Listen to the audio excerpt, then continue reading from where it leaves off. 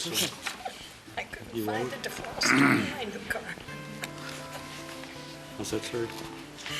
Yes, and we're all set, thank you. Good evening. Welcome to the March 7th meeting of the Zoning Board of Appeals. My name is Matt McNamara. To my right is Ken Foreman, who's the Vice Chairman of the Board. To his right is Patty Johnson, who is a voting member of the Board. To my left is Scott Zielinski, who is the Acting Clerk of the Board. To his left is David Haddad, who is an Associate Member of the Board, but will be voting on all matters this evening. Patricia Favuli has previously asked for a leave of absence, which we granted, and we are down one position for an associate member. So as I have been lately, I've been asking, and since we have such a great audience here this evening, anyone who might be interested in serving on the Zoning Board of Appeals to contact Sari Budra, who is our zoning administrator, who is at the far table. And this evening joining us is Julie Kramer, who is going to be our recording secretary this evening. As there are many of you this evening that may not be familiar with our operations, I'm just going to take a quick moment to talk about what we try to do and what our agenda is about. We try to hold full and fair hearings on all of the applications that come before us. I do want you to know that we devote 3 hours to our hearings, so that means approximately 9:30 we will end our hearings unless the board chooses to continue for some reason. I would ask for, where there are so many of you this evening, we ask this all the time anyway, for your cooperation as we go through the evening. We try to gather testimony so that we can make our decisions. We gather our testimony through information that's been provided to the file, through our site visits, and through testimony from those individuals that have come out to provide us with some commentary. I would ask for your courtesy when I've recognized somebody to pay attention and listen to them. I'll ask them to come to the lectern because you will want to have that opportunity to be listened to as well. So your courtesy throughout the evening in terms of not having side conversations. Try to remember that you're trying to talk to us to provide us testimony and not necessarily having a forum for the television that we are on this evening as well. I ask you to silence all cell phones if you would, or any electronic devices. If for some reason you do feel the need to leave after a particular hearing, we've got a very busy agenda, so I'd ask that you leave quietly, have any conversations that you might have about what you participated in outside the building rather than inside, so that we won't be disturbed. The process is that an applicant has up to 15 minutes to provide their initial case. That is after we ask the clerk to read the files into the record. After the applicant makes their initial case, there will be some information provided from other departments that we rely upon. Then the board will ask questions, and the audience will have the opportunity to participate by asking relevant questions. We generally do those that might be in opposition to an application, those that are in favor, but also anyone who might just need clarification, we'll give them the opportunity as well. This evening we do have a very full agenda, and partly that is because 2 weeks ago we did not have a quorum. One of the other reasons I make a pitch for other applicants for the board. And so we needed to reschedule many of our applications, and some of them are on this evening. In fact, the first 4 applications are rescheduled from 2 weeks ago. This evening we have 2 continuations. That means that we have opened up those hearings previously. In the case of these 2 continuations, we did not take testimony, but they have been opened. And then we have 7 additional hearings this evening. After the hearings are concluded, we do have a brief agenda of items that are non-hearing related. The very first continuation is in the matter of 93-12 for Michael Eder. I previously recused myself from that hearing, so I am going to turn it over to Ken Foreman as the vice chairman to run that hearing. Okay, thank you, Matt. And so, as Matt said, this is a continuation of an appeal of the building commissioner's decision, and we have a request from the applicant for that appeal, that it be continued further until May 2nd at 6:30 to allow negotiation between the parties. So I would ask the board for a motion to that effect. Make that motion, Mr. Chairman. Second it. Okay, and I would counsel, this is the second time we've continued this, so I hope that by May 2nd, we can resolve those issues and move forward with the hearing. Vote on the motion by Scott. All in favor? Aye. Any opposed? Okay, carries, so we can move on to the next item on the agenda, and I'll turn the meeting back over to our esteemed chairman. Thank you very much. And the reason I didn't leave the room is I knew that it was just simply a continuation. Otherwise, I would have. The next item on the agenda is also a continuation. It's application 10612 for industrial tower wireless. And there is a request to the Zoning Board of Appeals to allow this application to be withdrawn without prejudice. So I would ask if the board would like to take that action. So move. Second. Mr. Zelinski has made the motion to allow the withdrawal without prejudice, seconded by Mrs. Johnson. All those in favor say aye. Aye. Opposed? That's a unanimous vote. All right. Next, we did have a request. There is a party that has come from quite a long distance, and this just gives me the opportunity to also warn people that the temperature is dropping rapidly. When you leave the building, please be cautious because it could be icy. And we did have somebody that came from a long distance, so I would ask the board if they would be willing to make a motion to take out of order the application 3-13 in the matter of Dalgarian. So moved. Second. Okay, that's Mr. Foreman and Mrs. Johnson. All those in favor of changing the order of the agenda, say aye. Aye. Opposed, unanimous vote. So we're going to ask the clerk to read this into the record for us. And then I do believe we have a representative.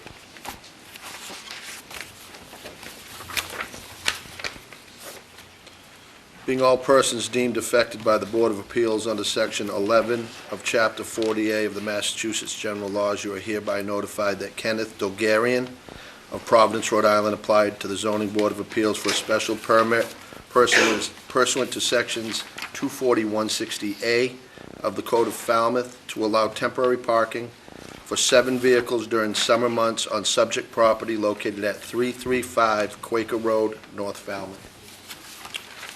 Good evening, Mr. Lebhurst. Good evening. For the record, my name is Christopher Lebhurst. I'm an attorney not from very far away, 99 Town Hall Square. It's my clients who came some distance tonight. Thank you for taking us out of order. This particular application is a seasonal use, and it has been going on for a number of seasons now. I was reviewing the file. We've been asking for this same use since 2009. And it has been approved on a yearly basis. I'm not aware of any problems that have been associated with the application at any time. It was a sort of a work between father and son. I know I've introduced father to you in the past, Mr. Ken Dalgarian, sitting in the back of the room. But it's really a parking situation that's run by Mr. Dalgarian's son, Harry. Harry started, he's 14 years old now, and like I said, he started with this use when he was 9 years old. Essentially, it's a spillover situation from the town parking lot on Quaker Ave down by the Seacrest. It's been a very, very small use. There hasn't been any complaints or traffic problems or anything that I'm aware of. I brought Harry with me tonight. I told him that the board might have some questions of him. I think he's of age now where he could address the board directly. But obviously, if the board has any questions on the statute, the bylaw, I'd be happy to address them. It's the temporary use bylaw, 240-160A. The board has made findings in the past under 240-116. I think it's all in the record, and we're really proposing nothing different than in past years. So, thank you. Thank you, Chris. With that, Harry's ready to take anything Right. that you might have his way. Harry can certainly step up, but we're going to ask the clerk to just tell us if there's anything in the file. We're going to ask for a little quick update from our zoning administrator, and then we'll speak to Harry. As far as referrals, planning has no comment. Building has no issues with it. Concom, no comment. Health, no comment. Natural resources, no comment. No, there was just a letter giving Mr. Lebhert's authorization. Sri, any update in terms of complaints or anything? Absolutely no complaints, no police reports. Okay. So we're going to ask some questions, if there are any. I'll start with Patty Johnson. About how many times in the summer do you have overflow parking at the site? As if over 7 cars? Yes. Well, the permit, I think, It's You're up to asking- 7, right? Well, the the limit per- is the 7. permit doesn't require it to be overflow from the town. He has Well. a permit for 7 cars, but you're asking how often he's actually using Has the permit? cars there. How often are you actually using the permit? Well, let's just say when it's sunny out, I'm a happy guy.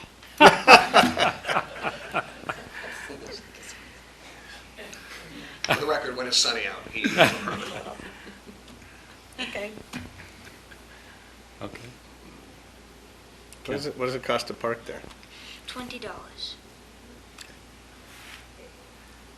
Scott?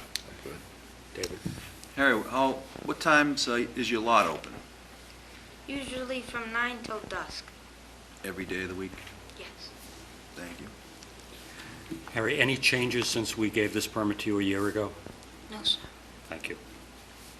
Any questions, Sri? I have none, thank you. Anyone from the public want to participate in this particular hearing? Okay.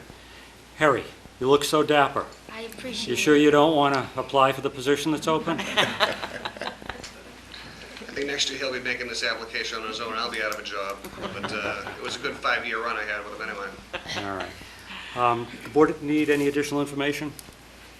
All right, then a motion to close would be in order. Motion to close. I'll second it. All right, that is Mr. Foreman, Mr. Zelinski. All those in favor of closing this hearing, say aye. Aye. Opposed? Unanimous vote. What action would the board like to take? I'll make a motion to grant application 313. So we have a motion to approve. Is there a second? Second. I'll second. All right, so that's Mr. Haddad and Mrs. Johnson, and the conditions that you'd like to attach. How about no derogation from prior permits? I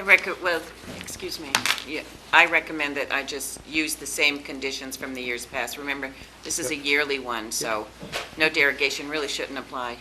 Well, I'll just use the same. Is that okay with the board? Absolutely. All right. All right. All those in favor say aye. Aye. Opposed? Unanimous vote. Thank you very much, Harry, Mr. Lebhertz. Thank you very much. Safe trip home, okay? Have a nice night. Thank you. Thank you.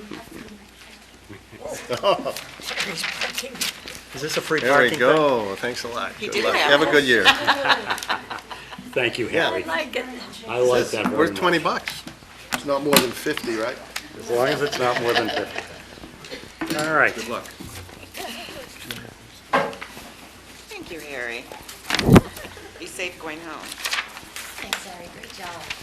All right, back to the order in the agenda that we have. Next application is 1-13, Mercer, Gerold, and Klein.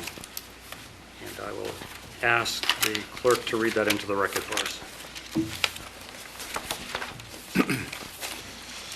Being all persons deemed affected by the Board of Appeals under Section 11 of Chapter 40A of Massachusetts General Laws, you are hereby notified that Gene L. Klein, Richard K. Mercer, and Elaine M. Gerold of Salem, New Hampshire, appealed the determination of the building commissioner pursuant to MGL 40A 8 and 15 and Section 240-202 of the Code of Falmouth, that the subject property known as 8 Ginwall Street, lots 1, Ginwall Street, and 2 Alpha Street, Falmouth, Mass., is one lot rather than 2 lots, precluding a transfer of development rights.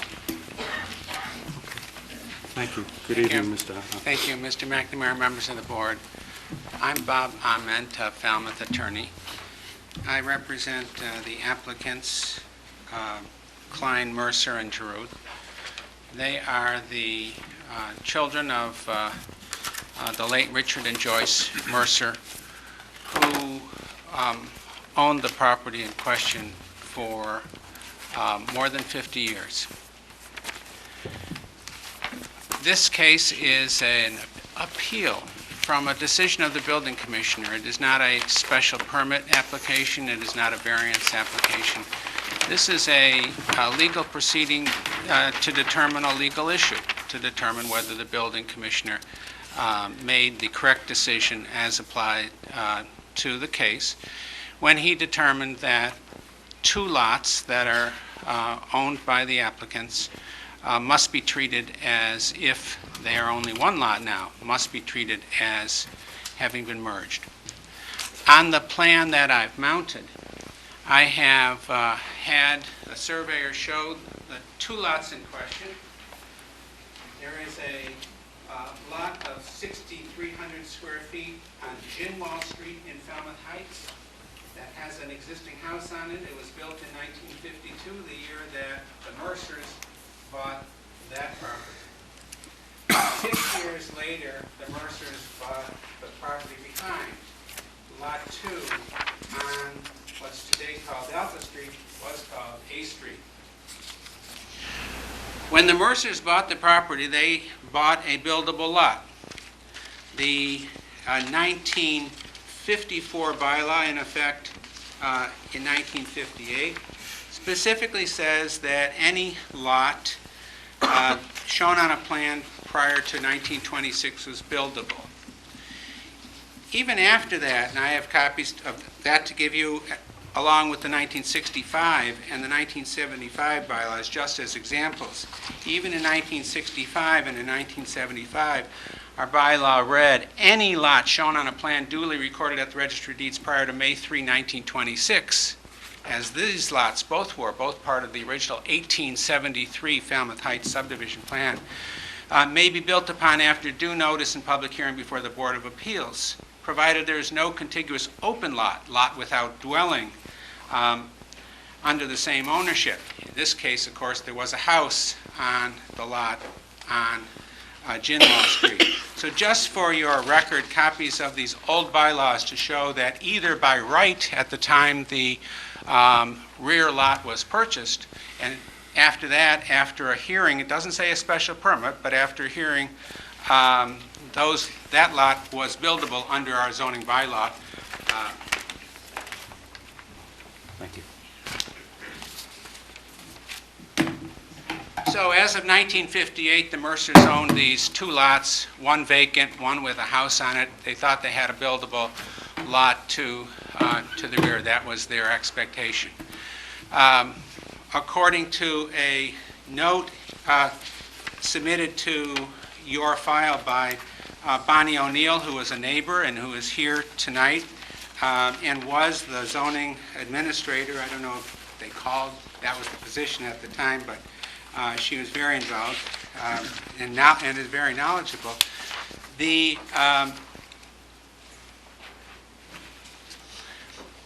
There was a discussion at some time during her period in that job with the building commissioner that she recalls, a request from the Mercers to see if they could build on the rear lot. And according to the note from Ms. O'Neill, the building commissioner said, no, the lot doesn't have any building rights, and the only thing you can do is use it for an accessory building to your property. Well, the building commissioner, if that indeed is what he said back then, and Ms. O'Neill is remembering a conversation more than 20 years ago, but if that's what he said, he was wrong, and the Mercers were misled, because our zoning bylaw has a provision that provides for the transfer of development rights from certain undersized lots. As I said, this relatively small lot was buildable by right and then by a permit. And that was true up until about 1979 and then the town changed the zoning bylaw and put in various grandfathering provisions protecting lots in the residential C district in separate ownership that had at least 7,500 square feet. So the lot in question has 5,995 square feet, a little bit under what would have been buildable by right. And because it's a vacant lot abutting a lot with a house on it, is deemed as to be treated as if it is in separate ownership. So if it was a little bit larger, it would have been buildable by right, and still today would be buildable by right. But what happened at the time, all these smaller lots were getting special permits and allowed to be built upon. And town meeting said, we need to do something about the number of small lots still being built upon in Falmouth, including the heights. They said, so if you have a small lot, and we're going to take away the right to build on that small lot, there is a provision put in the bylaw, along with the other grandfathering provisions. It's 240-66C5, it's still in the bylaw today, that says that if you acquire what's called development rights from another undersized lot, and those rights are given up, you agree not to build on one lot, you can build on the other lot. Now that is a bylaw provision that hasn't been used a lot. It has been used a number of times in Falmouth. In fact, among the documents I've given you in preparation for this hearing is a description of a case which came before the Board of Appeals that involved a variation of it. Normally it wouldn't come before the Board of Appeals because that is a by right situation. If you can find another undersized lot in the same neighborhood and make a deal with the owner of that property, and you see why it's not used very often. It's a tough thing to do, and there aren't that many vacant lots around that need this protection. Then, if you can do that, by right, record a covenant approved by the town, accepted by the town at the Registry of Deeds, give up the development rights on one, the other one becomes buildable. We asked the building commissioner if we were able to find another lot in the Heights, and we did, whether this lot, we could give up the development rights on it. We're not proposing to build on this lot. We're not proposing to build on this lot. We want to give up the development rights on this lot and transfer them to another lot. And we would be able to do that by right if this lot were a vacant lot, still with separate identity, not deemed merged with the house lot. But that's what the building commissioner determined. It's a merged lot. So we're not asking you to approve the transfer of development rights. We're not asking you if you like this provision of the zoning bylaw. We're simply asking you, was the building commissioner right when he determined that there isn't a separate lot left to be, for which there can be a transfer of development rights? And we think that the building commissioner erred in his determination that this lot is not separate and therefore can't be used for this. Now there is a doctrine of merger of lots. To eliminate or reduce nonconformities, undersized lots ought to be merged. That's a general concept, and we've discussed that in other contexts. But towns have the right to provide for more liberal protection of undersized lots. And Falmouth has done so. Falmouth has done so in a number of provisions in the bylaw, some of which I've already mentioned, the 7,500 square foot limitation. Under some circumstances, it's actually 7,200 square feet. And as this way of taking the pain away from the reduction in lot size for many people said, listen, get together with your neighbors and you'll have, between the two of you, you have value, one of you can build, make a deal.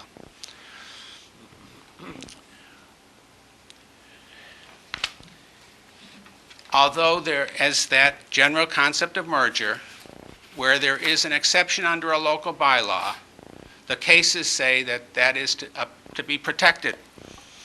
That individuals ought to be able to rely on that protection.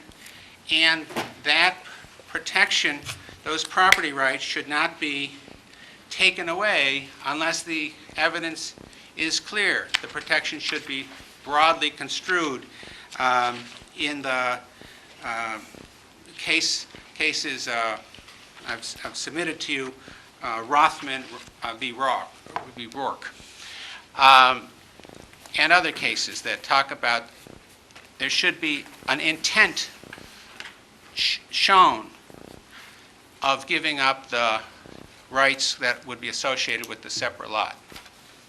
And there may be a reason somebody wants to give up those rights. They may want to put an addition onto the house, and lot coverage may become non-conforming unless they have the lots merged, just as an example.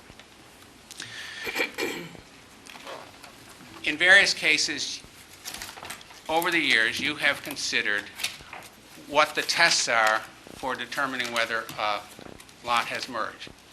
And the building commissioner, in his determination,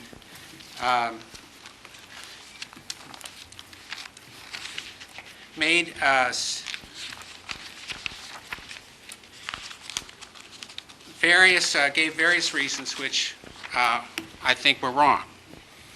First, he pointed out that the lots were assessed as one since about 1991. The cases indicate that assessment, while it may in some cases be relevant, is just some indication of the status of the lots. I submitted to you a letter from David Bailey, until recently the Director of Assessing in town, who pointed out that the Assessor's Department put many lots together as a convenience to the town with no intent that that should affect the zoning status of a lot. His letter read along with the decision of the Superior Court, upheld by the Massachusetts Appeals Court in McKenna versus Schwartz, a Falmouth Zoning Board of Appeals case with very similar facts, should be dispositive of this matter, frankly, because in McKenna, in the same type of circumstance, lots were assessed as one for, I believe it was 17 years, and the court still held that that was not evidence that was sufficient for the property owner to lose the status of the vacant lot as separate.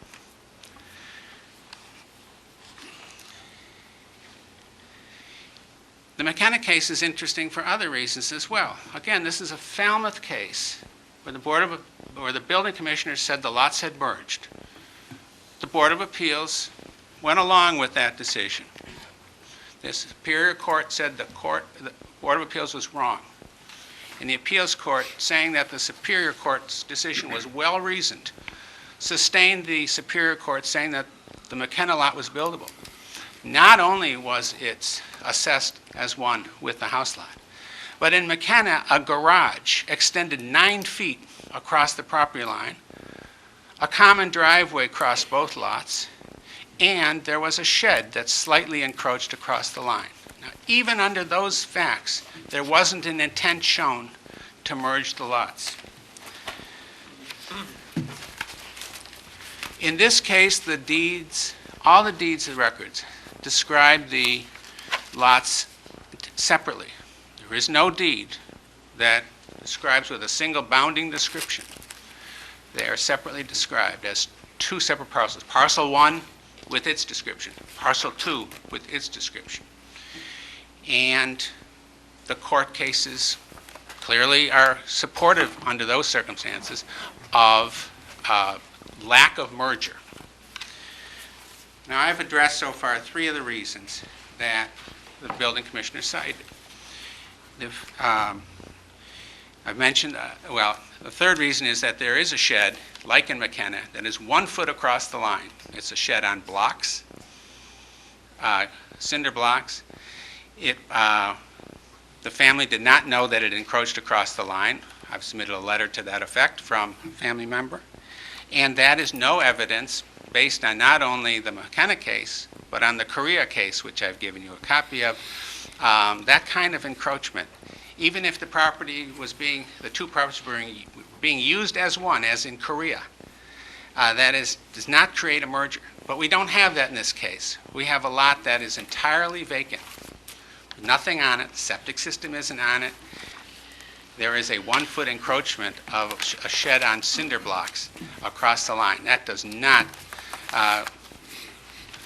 in any way give weight to the argument that there's a merger.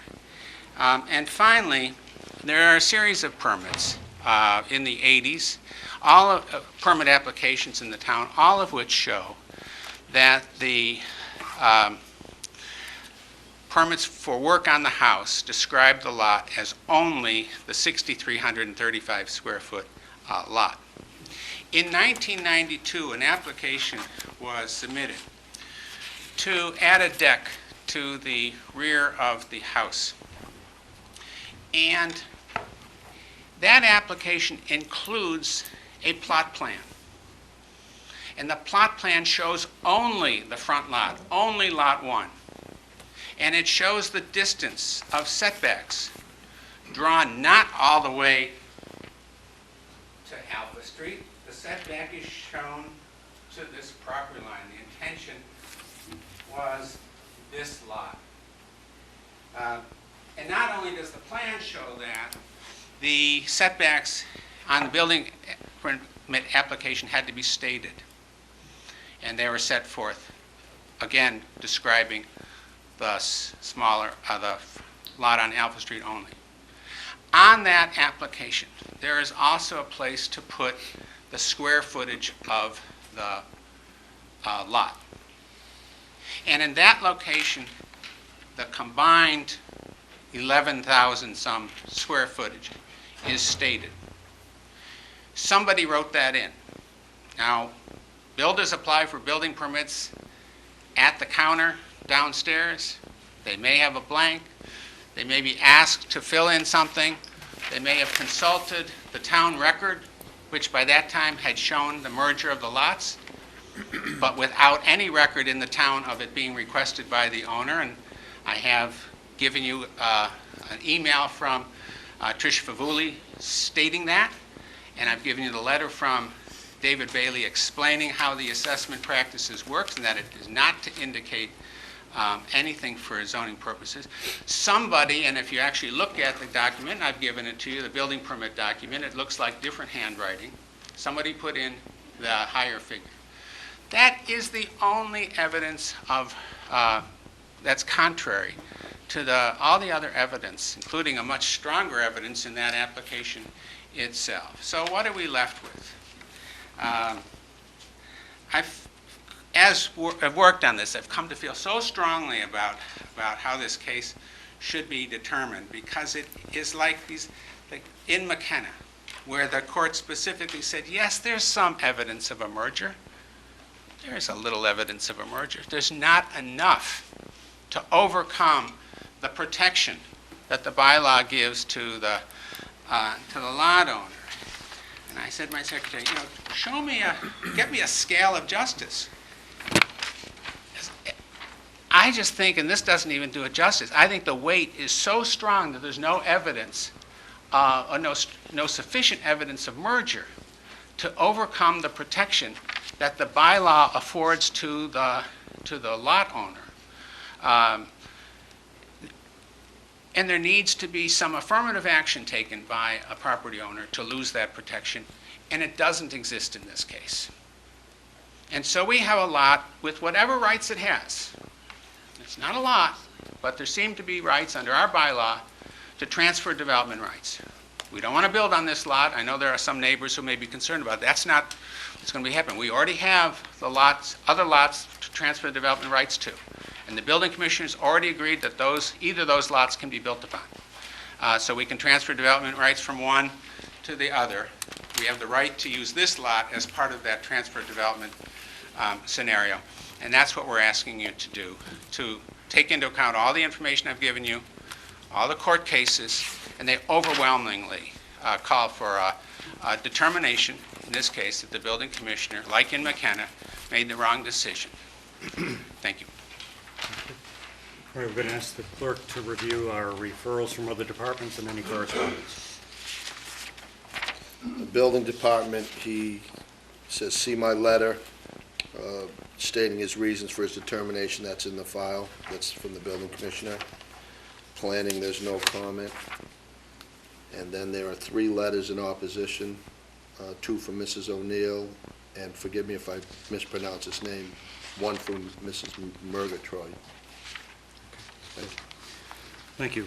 We're going to move into some questions, but I apologize. I didn't recognize David Braggart, who, probably because he's here so often, and we appreciate that, is our liaison to the Board of Selectmen. So, David, I apologize for... All right, so why don't we start with questions with Ken? I'm going to defer my Okay. questions for the moment. All right, Scott. Bob, could you tell me again when the second property was purchased? What the date was? 1958. Just 1958? If you need a more precise date, No. I'd have to look it up. That's fine. The deed is in your file. Could I just interrupt so we'll know? When you say the second property and the answer was given, are we talking Lot 1 or Lot 2? Well, Lot 1, which has the house on it, was purchased with the house already built in 1952. I'm sorry, I was talking about Lot 2. And I vacant just lot, wasn't clear. I'm sorry. vacant Lot 2 was purchased in 1958, 6 years later. Thank you. I apologize for interruption. Thank you, Mr. Chairman. Keep going. Okay. Oh, that's it? Yep. Okay, David? Good evening, Bob.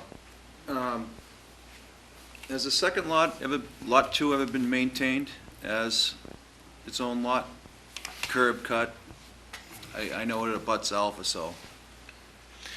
Well, there is a house on the opposite side of Alpha, so Alpha Street is used as a way, but it's doesn't have a driveway over there, so there's no curb cut, if you will.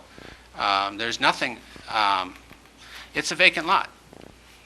There is an encroachment by 1 foot of that shed.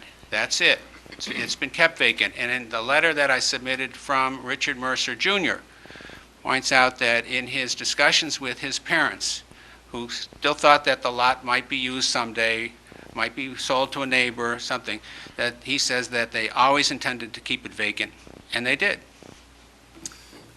And you said that they bought Lot 1 in 1952 with the house already on the lot. That's right.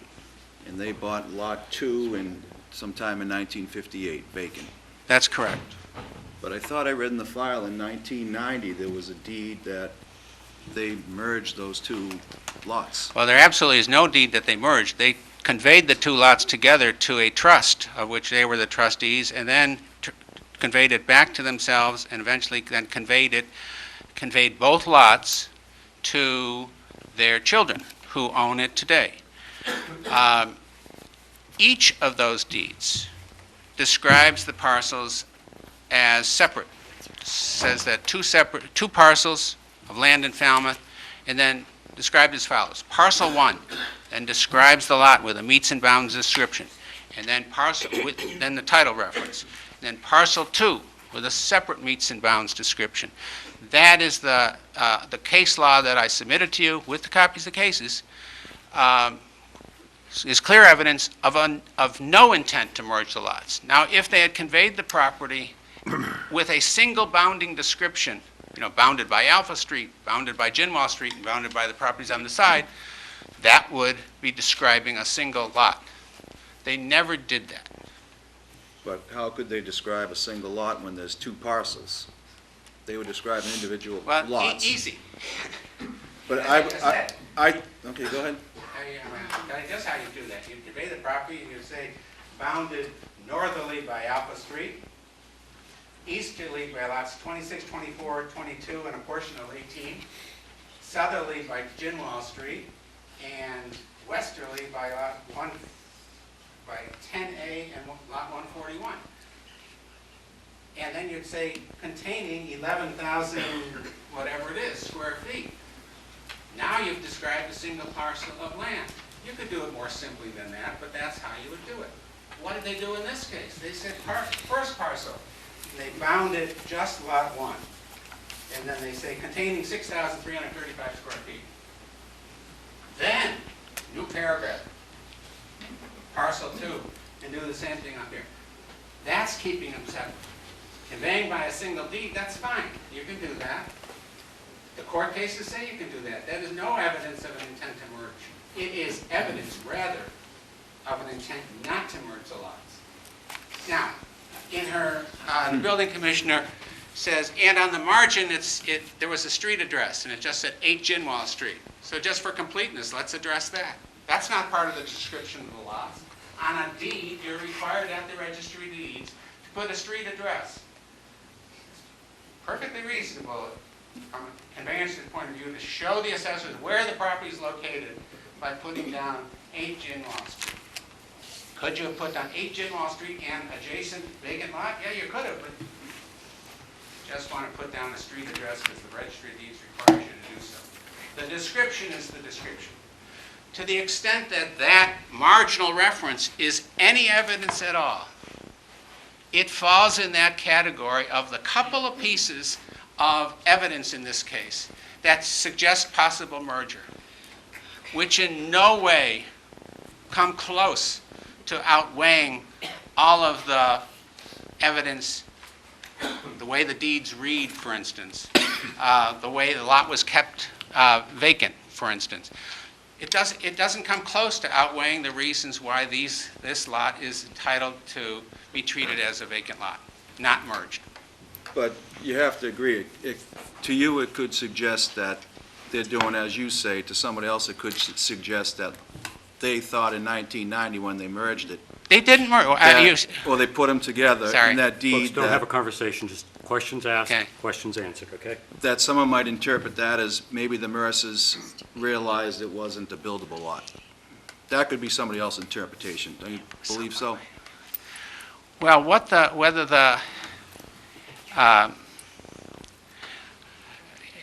you're trying to put yourself in the Mercer's mind and say what constitutes a merger.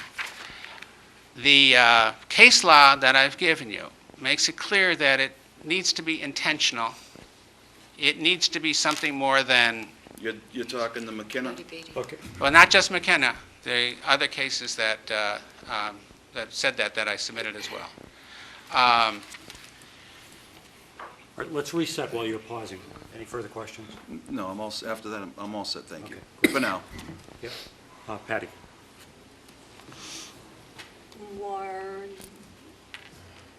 Were both the lots held in the same name from 1958 to,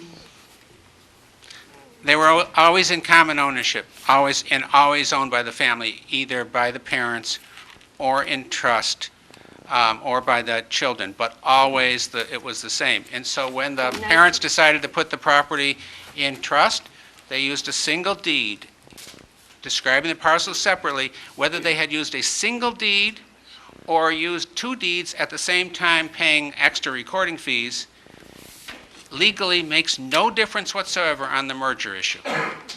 however, from 1958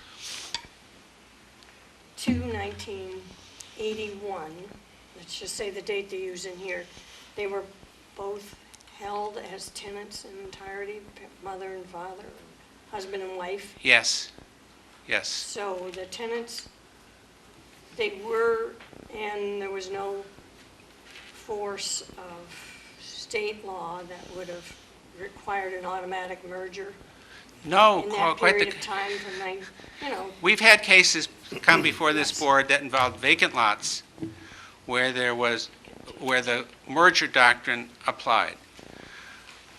What the Massachusetts cases say is that where towns have provided exceptions to the merger doctrine,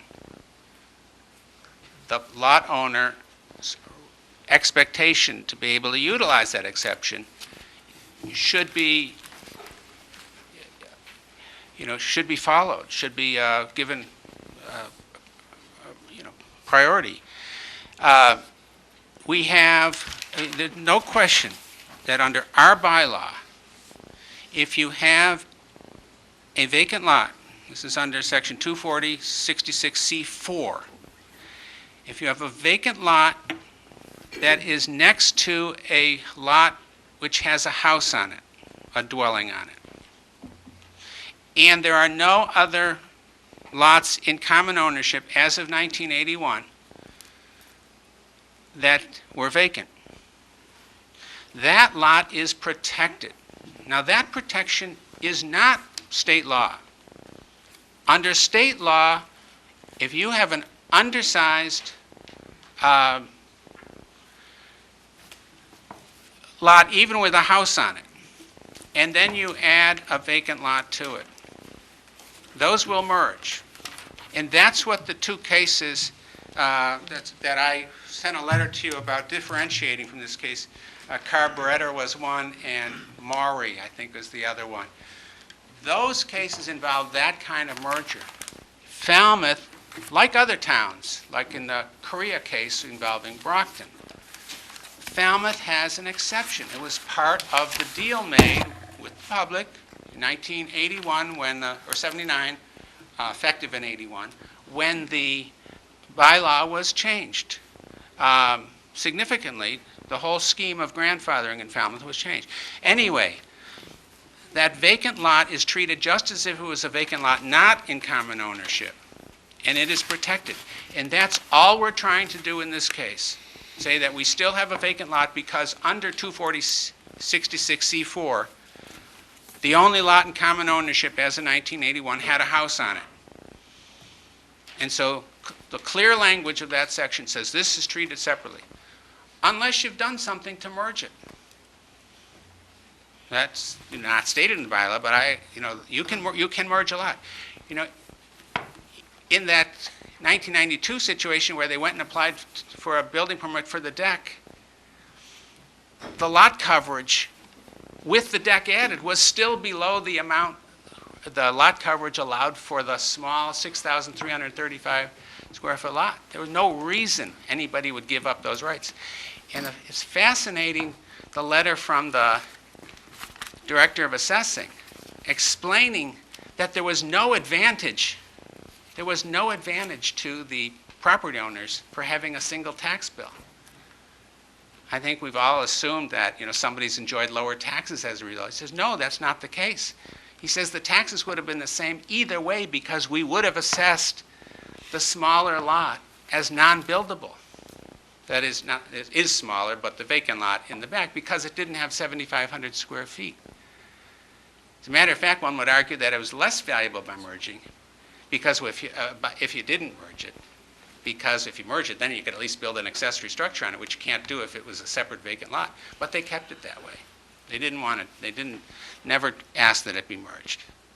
And according to the letter from the Sun, they always thought maybe someday they could do something with it, even if it was just to sell it to neighbors who wanted more property. I think we've gone beyond the scope of the Probably. question asked. Anything else? Are you confirming that that lot would not be eligible for a building permit? Not by itself, absolutely not. It only has 5,995 square feet. Are you confirming the answer was no? And The lot is not I missed eligible. the The answer. lot is not eligible for Okay. building permit. Excellent. Thank you. It is only eligible to transfer the development rights. Sorry. Keep going, Patty. And the third question I have is the owners of this lot are not applying for development rights, or they are applying to give it away to somebody who is applying? Correct. The owners of this lot have an agreement with other owners in Falmouth Heights in the same subdivision or immediate neighborhood to participate as contemplated by 240-66C5. I presume you've read it, and I've really given you a lot of writing about it, given examples of how it's been used. They would put a restriction on this property and transfer development rights to the other properties, making the other properties, one on Melrose Street, one on Worcester Court, each buildable. And the building commissioner has already agreed that those two lots qualify for the transfer development rights between the two of them. And the question is simply whether this lot isn't also entitled to participate in that transfer of development rights, and then this would be the lot, this lot on Alpha Street would be the lot that would be restricted, never built upon by covenant, but the development rights that it has. And that means you can't build an accessory structure on it at that point. You can't put a garage on it, you can't put anything on it. And that's what we are proposing. And those rights will go. You say, what rights? Well, our zoning bylaw says there are rights associated with that. That's how some lots that are smaller than required to be able to build by right can be built upon. Those are my questions. Thank you. Patty. Ken? So you can't, so if that occurred, or would your contention be even today, if the owners were to raise their current house and build a larger house, they could not go over that lot line? You said there's an encroachment of the shed, but let's... That's de minimis and doesn't Yeah. mean a thing. Well, I believe that if they chose to, they could merge the lots, and then they would be able to expand the house across the line or rebuild it, but I'd have to think about that further, but that's not where, whether that can be done without a special permit. It's still an undersized lot under those circumstances. They could merge the lots subsequent to giving up the development right?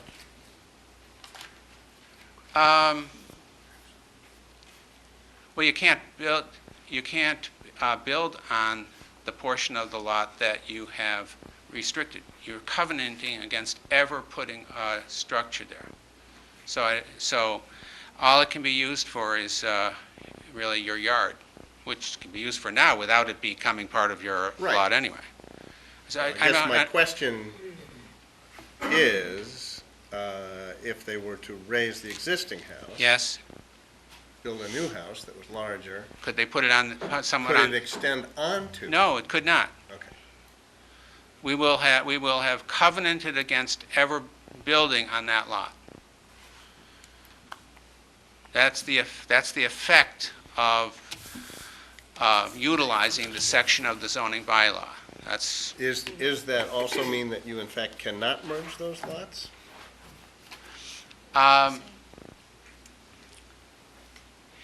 the bylaw doesn't say that. The bylaw doesn't say that you, so let's give an example. If you gave up the development rights on Lot 2, could you then merge the lots, erase the lot line, and add a garage that was not 10 feet away from the lot line, the current lot line? Could you take the lot line away and build up to it? I think the answer is yes, you could, but I don't think that has anything to do with this case.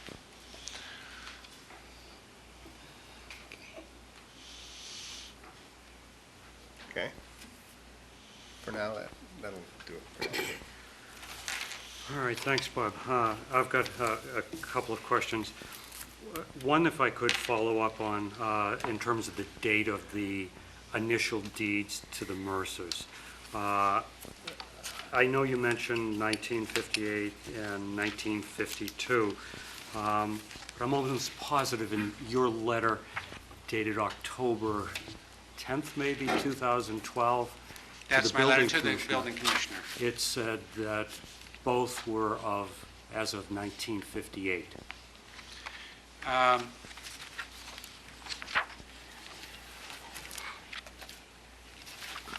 And just as you're doing, part of my question, in the information you gave us, there was only one deed, and it was 1958, so we don't have a copy of the second deed. That would have been because what I gave you was a copy of all the information given to the building commissioner, and we were only dealing with requests regarding the vacant lot. So that is the 1958 deed for the vacant lot. And I probably don't have with me, well, I may have a title reference. Yes, at least in the next deed out from Reverend and Mrs. Mercer to their living trust in 1990, they have a title reference for the first property that is Lot 1.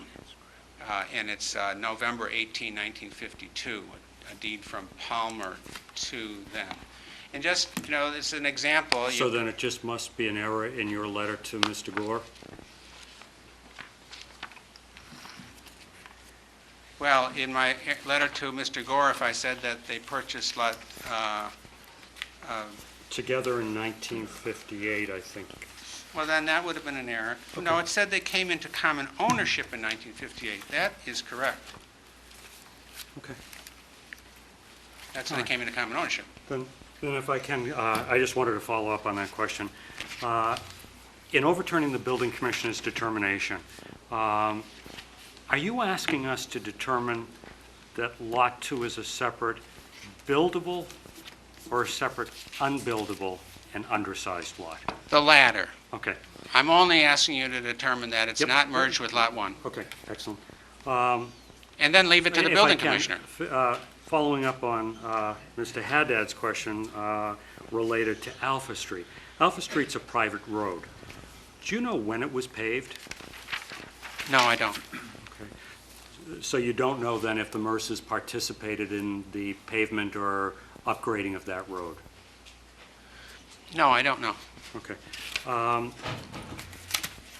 If they did, it might be... When were lots 1 and 2 cleared? I don't know the answer to when Lot 2 was cleared. We might be able to find that out easily from aerial photographs, though, if you... I don't know the answer to that, though. Is there currently, or has there ever been a physical division of the lots, for example, by a wall or a fence? I don't believe so. There is none at this time.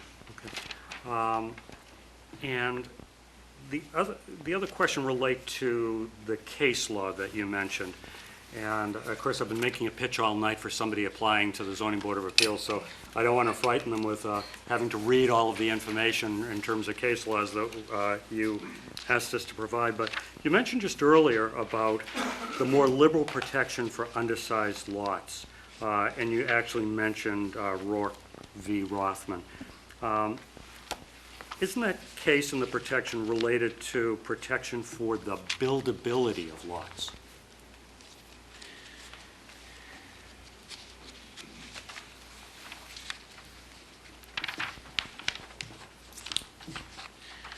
Well, I understand your issue that this isn't a buildable lot, does it have the same protection? Actually, I'm just asking whether or not that case that you referenced was, I think the cases support the proposition that a merger of lots resulting in the loss of zoning protection requires a deliberate intentional act of the owner.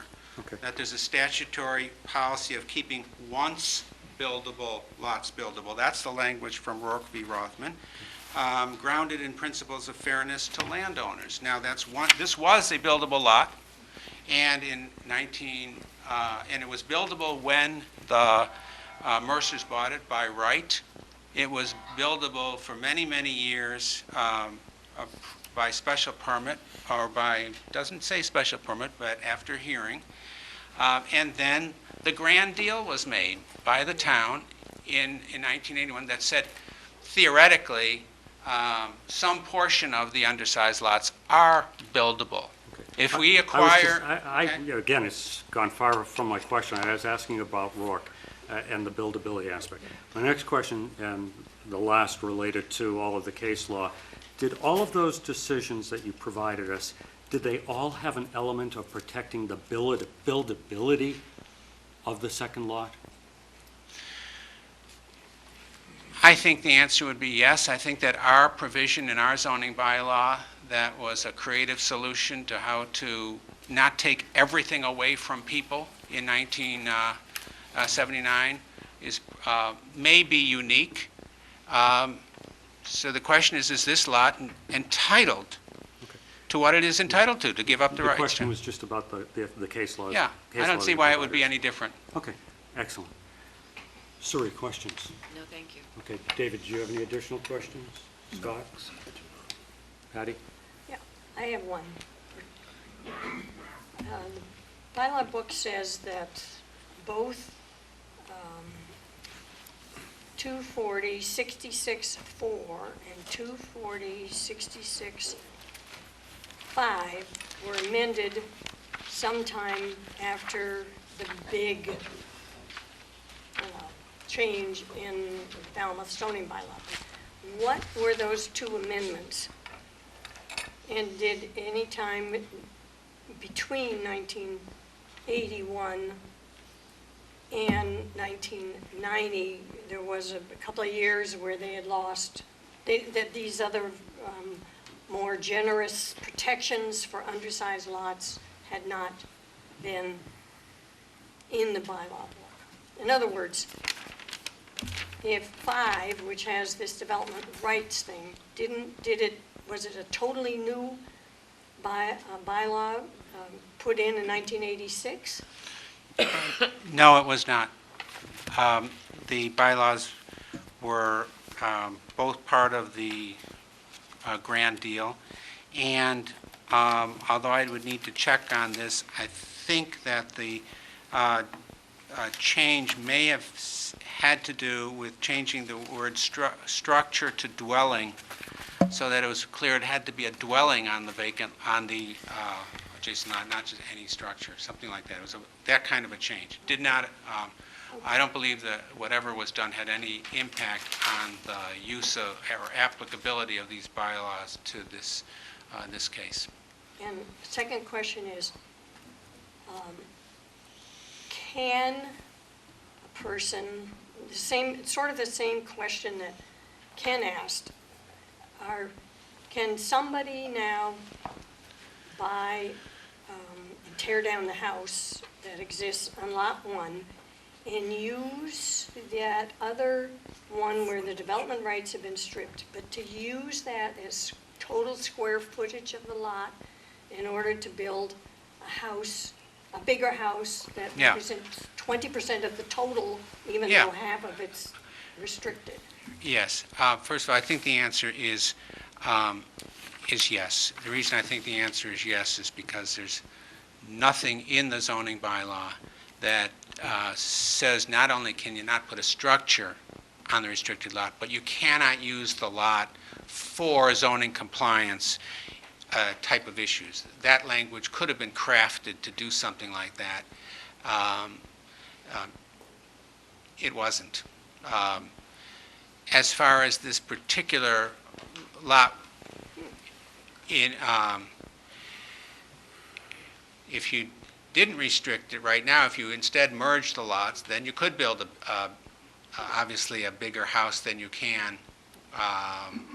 Although a 6,000 square foot lot gives you a pretty darn good sized footprint for a 2-story house. I think that 20 or 25% of lot coverage is pretty adequate on that size lot. But in any case, I don't think those restrictions are there, but then those are interesting questions which might come up in another case, or that the building commissioner might have to deal with in a particular case. All we're asking you to do in this case is not what's the effect of this bylaw, is whether this parcel, whether the lot in the rear has merged or not. Anything else? That's it. Okay, Ken? No. Okay. We're going to move to the audience involvement. Ma'am, in the doorway, there's plenty of seats right up front. Okay. And for anyone who did, Malcolm has reminded me that anyone who has come in late since I asked, please silence your cell phones or any other electronic devices. So we're going to start with those who are in opposition to this application. Now remember, this application is asking us to overturn the building commissioner, to basically say the lots have not merged. So I'm going to ask for those who are in opposition, who in essence want to uphold the building commissioner's ruling. Okay? So is there anyone that would like to speak to that? Okay. Is there anyone that's in favor of this application, in favor of overturning the building commissioner, keeping the lots separate? Okay. No participation.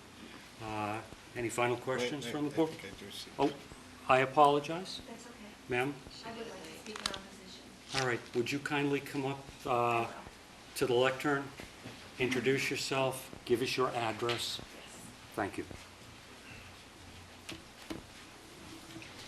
My name is Mary Murgatroyd. I'm the Mary. property owner of 22 Worcester Court. I'm a full-time, year-round permanent resident. I am not a part-time summer resident. I'm not an investor. I'm not a developer.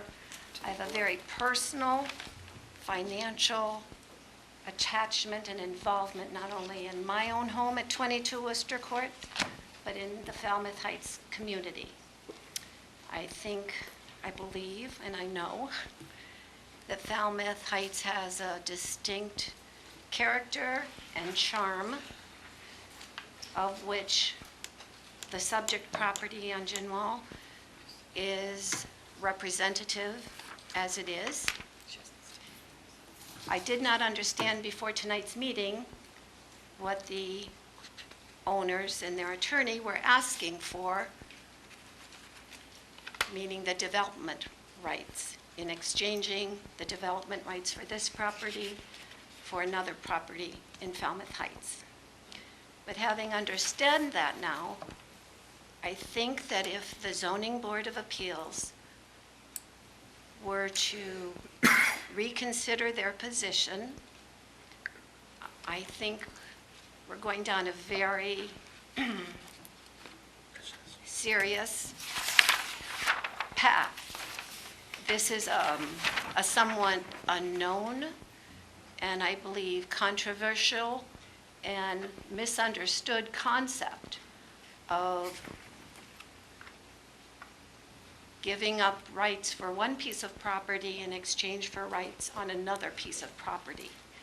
I think everybody in this room will probably agree and know that that's not something that's normally done. It's not something we hear about often. And as a property owner, I have a big concern about that. The owner's attorney has well explained that we're not here tonight to determine or discuss any future plans for the existing Lot 1 with the existing residents on it, and I do understand that. However, once you make a determination to allow this to be two separate pieces of property, that brings into play, if you will, down the road, a whole series of events that can adversely affect not only my property at 22 Worcester Court, which is directly behind and adjacent to abutting the existing home, the existing lot on which the home is located. But it could also affect all of you and your homes. Mary, we're trying to get the testimony, okay? So Okay. They're not voting on this. I understand. Okay. But it could affect many different people for many different reasons. And for that reason, I ask that you seriously, and I'm sure you do, but I did not, again, just to reiterate, I did not realize the ramifications of what you're asking tonight until I came here, and that this could set into play a whole series of events. Not only once this is declared two separate pieces of property, what can happen with the existing piece of property on which the existing home is located? Not only that, but also on other pieces of property in Falmouth Heights, which has a distinctive character, but also in other portions of Falmouth also. And for that reason, I do oppose this. Thank you, Mary. Any questions about my property or my concerns? Well, it wouldn't be about your property. Or but about my concerns? or- We'll see if there are, Mary. Okay. Okay. Scott, you had an additional question? For Bob, if he doesn't mind. Okay. Any for Mary while she's up here, so we don't want to have her jumping back and forth? Okay, Mary, thanks very Thank much. you. Go ahead, Scott. Bob? Bob, is it possible that in the future, they could center the house that's on Lot 1 in a different position on the lot and utilize Lot 2 as frontage for Alpha Street without building on it? And increase the size on Lot 1 of the house put the utilities underground on Lot 2 and utilize that as frontage for Alpha Street. Change the address. Well, when you say utilize for frontage, I mean, if you merged the lots, then there would be frontage on two streets. If you're saying, could there be a driveway across the restricted lot, again, if we read the bylaw, it merely requires, and I didn't write the bylaw, and the board didn't write the bylaw is the bylaw, it is the law. It merely requires a covenant prohibiting any structures on that lot. Now, if I thought it would make a difference to the determination of the board, which this isn't a special permit case, this is a legal question, then I think we would agree to a covenant that said we wouldn't use that restricted lot for zoning compliance purposes in terms of lot area, setbacks, and so on. But that's really beyond the scope of what the board is asked to do. Has the lot merged or hasn't it? And whether it's undersized so as not to be buildable without using a provision like this or not, I don't even think that's the issue. Is it merged or isn't it? If you could just sum it up for me then. If your request is granted, in your opinion, what is the advantage of your request being granted? What's the major advantage to this? Okay. Let me just read a portion of the bylaw to you. I just to simplify it for me.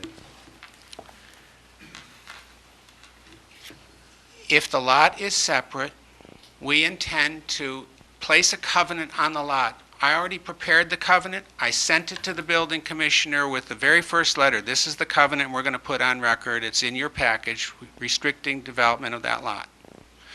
We would never build on that lot. We'd build no structure on it. But development rights can then be assigned to another lot in the Heights. There is a lot on Worcester Court that is vacant. There is a lot on Melrose Street that is vacant. And either of those lots may become buildable under this bylaw because we will have given up the rights and transfer rights. Now, interestingly, the bylaw says more than one lot may participate in the transfer. That means that you have to have 7,500 square feet per lot. That's what the bylaw says. If you have 3 6,000 square foot lots, you can give up the development rights on one of them and transfer 3,000 square feet of development rights to each of the other, and then each of the other lots exceeds 7,500 square feet, they each become buildable. That is what we would do. I gave you information, a copy of the board's decision in the Bigelow case from quite a number of years ago, that the board did come before the board, and that's exactly what happened in that case. Development rights were given up on one lot so that several other lots could be built upon. That's what the zoning bylaw allows. Okay. Bonnie, did I see you put up your hand? We're still, then we're going to gather some information from the public. Come on up and introduce yourself for you. For us, I apologize, address, and let us know whether you're opposed to this application or in favor of it, or just have questions. Mr. Chairman, I'll try and be brief. I've submitted 2 letters with information of my previous knowledge. My name is Bonnie O'Neill. I was the zoning administrator from approximately 1987 to 2004. And Attorney Ahman mentioned my note regarding speaking with Reverend Mercer and the building commissioner back some 20 years ago. I think probably the reason I remembered, he was my neighbor. And he came in and he was extremely disappointed because he had purchased this lot, Lot 2, and he thought he was going to be able to build a house on Lot 2 for one of his children, perhaps. And he was very disappointed. And the building commissioner told him that there was no way that that lot had any protection, and that the only thing he could do was to perhaps do an accessory apartment, perhaps if he met the qualifications at the time, or if the bylaw changed. And I have not been able to find anything in the building department that he did anything in writing, but I clearly remember it, and I'm sure it's because he was a neighbor. The other point is Attorney Arment has stated that it's not a buildable lot. He refers to section 240-66C4, which talks about if there's a house built on one, if you have two commonly owned lots and there's a house on one, it's my opinion that you go back and it has to have a minimum of 7,500 square feet, which this does not. And I suggest that perhaps you ask for an opinion from the building commissioner or town council, maybe, if that's appropriate, if you feel you need to. The other thing is that it was represented that this was news to the family. In 2004, in November of 2004, I think, as most of you know, I sell real estate now, and I had one of the children contacted me, and they wanted me to talk to them about selling the property for them. Because the children were scattered throughout the areas, different areas. I did an hour-and-a-half conference call with the 3 children of the Mercers. And we clearly discussed the fact that I did not believe that that lot was a separate buildable lot, that it had been joined. The assessors had it as 12,000 plus or minus square feet. It was being assessed that way, which is similar to, I live right in the neighborhood. My land assessment is approximately the same as these 2 parcels together. And so we clearly discussed it. And I gave them my opinion, and they also have dealt with other attorneys in the past, and they haven't, so it was not like news to them that this was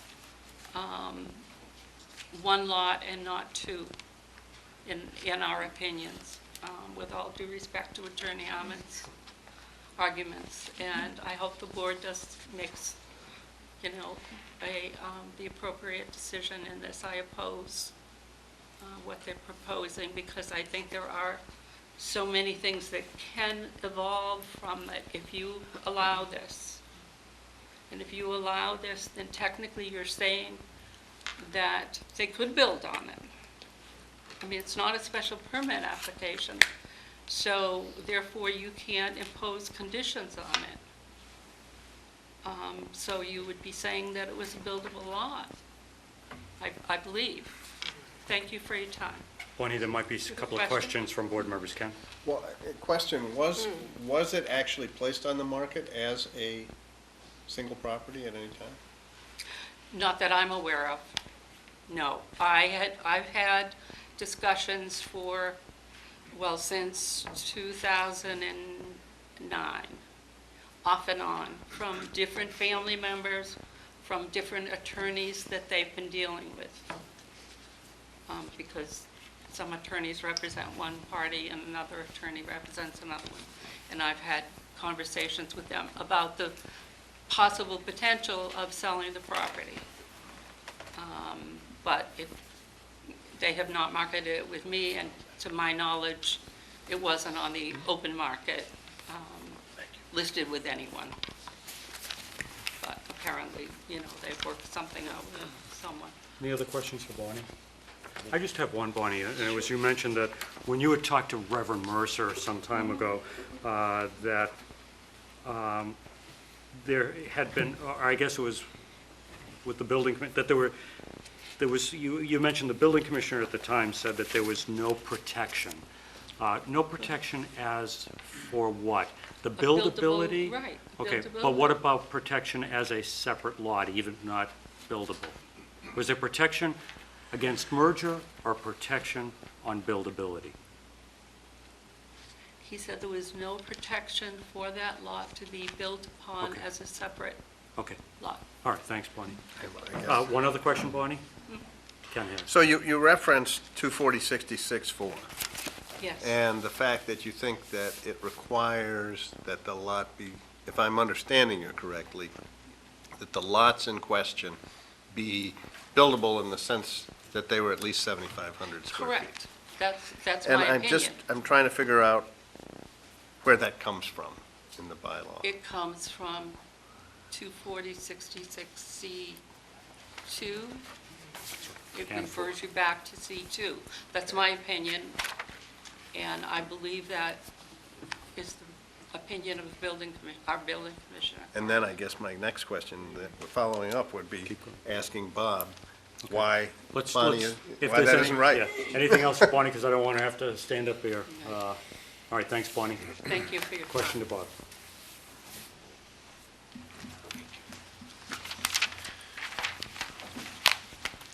A number of times tonight, I've suggested looking at the language of the bylaw. So let's look at number 4, 246-64. Any lot. Excuse me, what was Ken's question? Yeah, we didn't hear. Well, Just to I can sort of restate it if you want. Rebut I Bonnie's. swear, I didn't hear it. We didn't either. Okay, so, Bonnie's view was that for 240-66-4 to be applicable, all the lots need to be buildable in the sense that they were at least 7,500 square feet.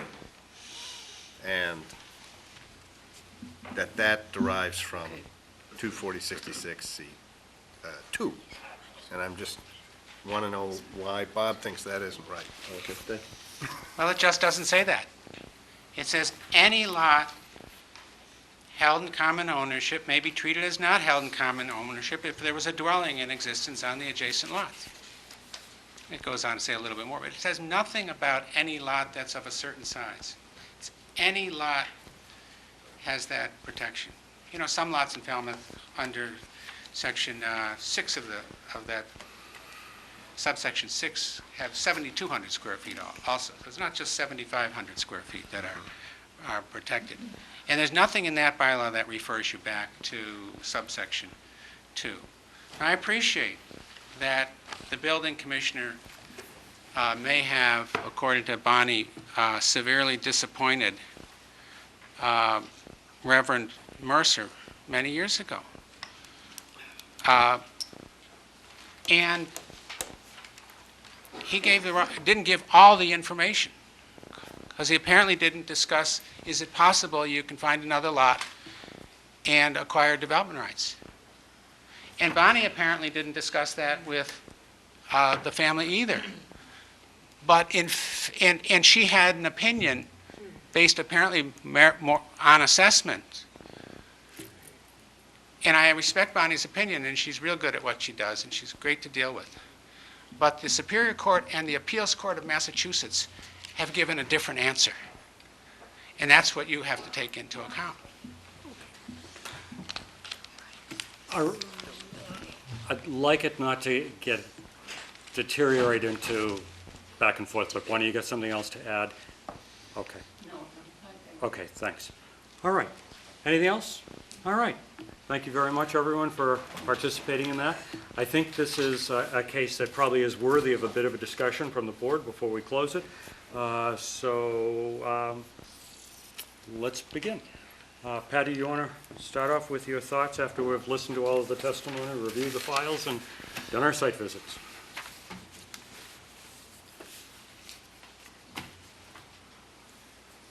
I have some concerns about the impact of a decision in this case however, I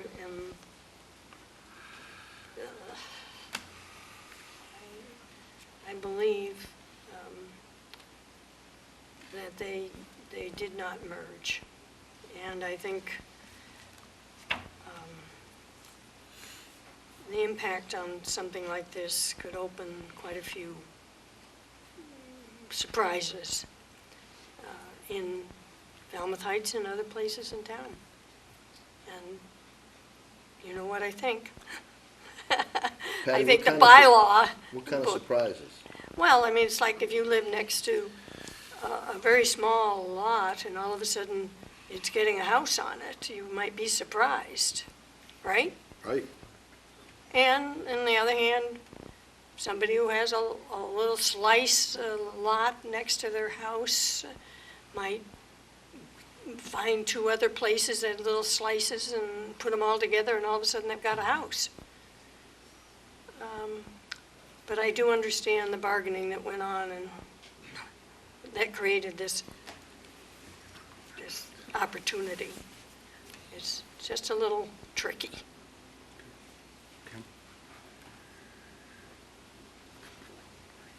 This is a good case for rewriting the bylaw, that's Yes. for sure. You said it. I Gives me a didn't. headache. Yes, I mean, clearly we have Yeah. an unbuildable lot, yes. and now we're going to use that unbuildable lot, if we concur with Mr. Ahmed, to create 2 additional building lots that are currently unbuildable. And the whole, I mean, that runs counter to logic.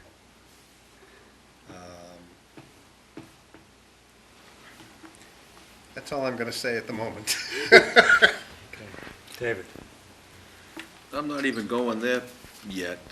I'm still on the fact that the Mercers, sometime prior to 1990, wanted to do something with that lot, realized they couldn't build a home for, I don't know if it was Bob or Bonnie, one of their children, or to sell, or for whatever reason. And the Mercers decided to join those 2 lots, combine the 2. I think there's a quick claim deed in that file, it was sold for $1, so they came to that realization. Tax records show that they're getting taxed on a single parcel. Bonnie stated same type size lot, she's getting taxed the same, so I gotta believe that Lot 1 and Lot 2 merged in 1990. The other stuff is after the fact, really. Scott? I agree that it's complicated. I agree with Ken, the fact that there are so many variables in this. It's a little open-ended for me at what the end result can be, for me to feel comfortable with this. If I knew more about what was going to happen as an end result of this, it would be easier to decide. But because it isn't, I'm not feeling very good about it. Okay. Let me give you my thoughts. As you can imagine, I've read it all. I've gone through all of the cases, et cetera. I actually think the issue before us is simpler than you may think. I think the question, I think Mr. Ahmed did say this to us, is really, if we put ourselves in the position of the building commissioner, the question is, have the lots merged or not? That's really the simple question to it. Has nothing to do with the assignment of development rights. It is whether or not there's enough information for us to determine whether or not they merged. We're not being asked, nor should we, talk about what the results might be ultimately. We're interpreting the bylaw. As Mr. Ahmed said, and I would tend to disagree with Bonnie, that we don't need to ask anyone's legal opinion on this. We are the board. We are going to make the determination of the legal interpretation of this. So, lots merged or not. As far as I'm concerned, as I reviewed all of the case law that was identified by the applicant, and they're based on Chapter 40A, Section 6, which I see as protection for the buildability of lots, not the protection against merger. The cases also talk about how the towns can have a more liberal amount of protection. And one could argue that the Falmouth zoning bylaw, particularly in section 240-66C4, provides that additional flexibility, further protection for buildability. However, when you look at section 5, and you talk about January 1, 1981, and you talk about whether or not there's a dwelling on one of the lots, and the bylaw was changed after the McKenna case, so it's not exactly the same as McKenna, but that was talking about protection for buildable lots, not whether or not it was protection for merger. So I guess I look at it and say, let's look at the elements of it. And there are elements in the case law that have been brought up focusing on protection of buildability that do talk about merger, but there is no one case that says, here are all of the elements. In fact, every one of the cases, and I'm not going to take the time to go over it with the board, but can be distinguished. One might say assessment, one might say encroachment, but they aren't all put together. I look at it, and as much as we had the demonstration of the scales of justice, I would have to say, there's no way there's any indication that a merger took place on this. There is common ownership. The lots were in one deed. There may have been a separate description. Lots in one deed. The building commissioner's determination, these are all pieces of things. In 1990s, saying that there was no protection, that's also around the same time that the assessors started to take and apply a single assessment. There is no physical separation of the lots. There is no apparent attempt to preserve Alpha Street as an access. And so I just don't see that there was the expectation of them being separate lots, as all of these indications show that they had merged. So I think separate out the fact about protection for buildability and instructions as to merger. And I think if you simplify it that way and say, did they merge or not, then tick off your checklist and see whether or not they did. But the fact that there's common ownership, there was no separation, the single assessment, all of those items, and there may be more, are all indications, as far as I'm concerned, that they are merged. So, what would the board like to do? Guess then we would move to a poll. The building commissioners. Well, If before we agree I with do, you. do you need, if you, and I, you know, this is just my comment, so more discussion. Do you need more information will be the next question I will ask, and then whether or not you want to take action.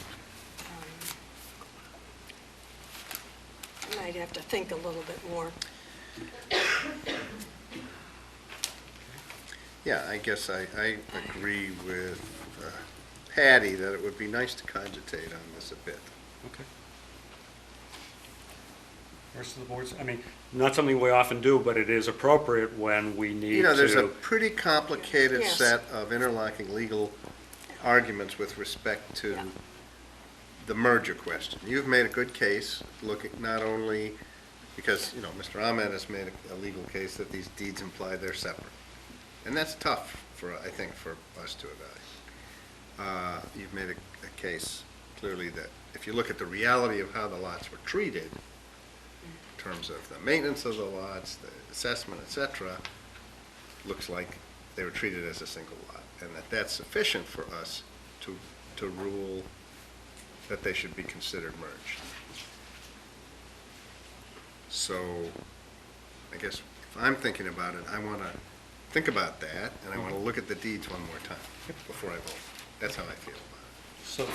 So it looks like This side is looking at the possibility of taking it under advisement, so the next question will be, but I want to get the other side of the table involved, is whether you want to close and take it under advisement, or you feel there's additional information. So,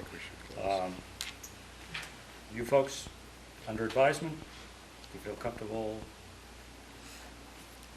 I'll vote it. I mean, I feel I mean, I know, putting it this way, there's only so much that a layperson can get out of case law. And once you feel like you either understand it to the level where you can responsibly make a vote, that's where I'm at with that. You know, I'm willing to agree with that. I just feel I need a little more Well, time no, to listen, get to and that you know what? point. And I will vote for you to get that chance. I Yeah. mean, I won't vote against the fact that you need more time on it.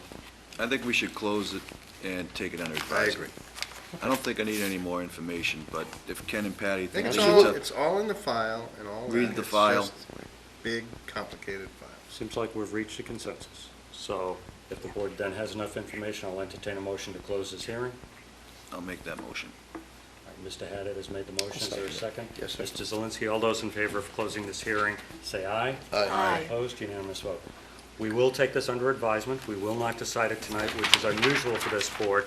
However, what we will do, because it is unusual, we will put it on the agenda when we are going to be talking about it again.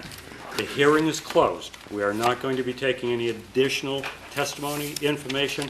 The file is closed. Nothing more will be introduced, but we will discuss it and decide in the open. Can you please give me the date of the 90-day hearing process? It should be on the front of the file, I don't even have a file. very front cover. Do you folks want to break before we move on, or do you want to keep going? 22113, is that the No. last one? 90-day over to your right. You've got 41913. Well, this is just more an administrative matter That's 100 day. for us to, we'll have to make a decision in a certain time. We're going to take a 5-minute it's an break. appeal, that's right. So we'll be back.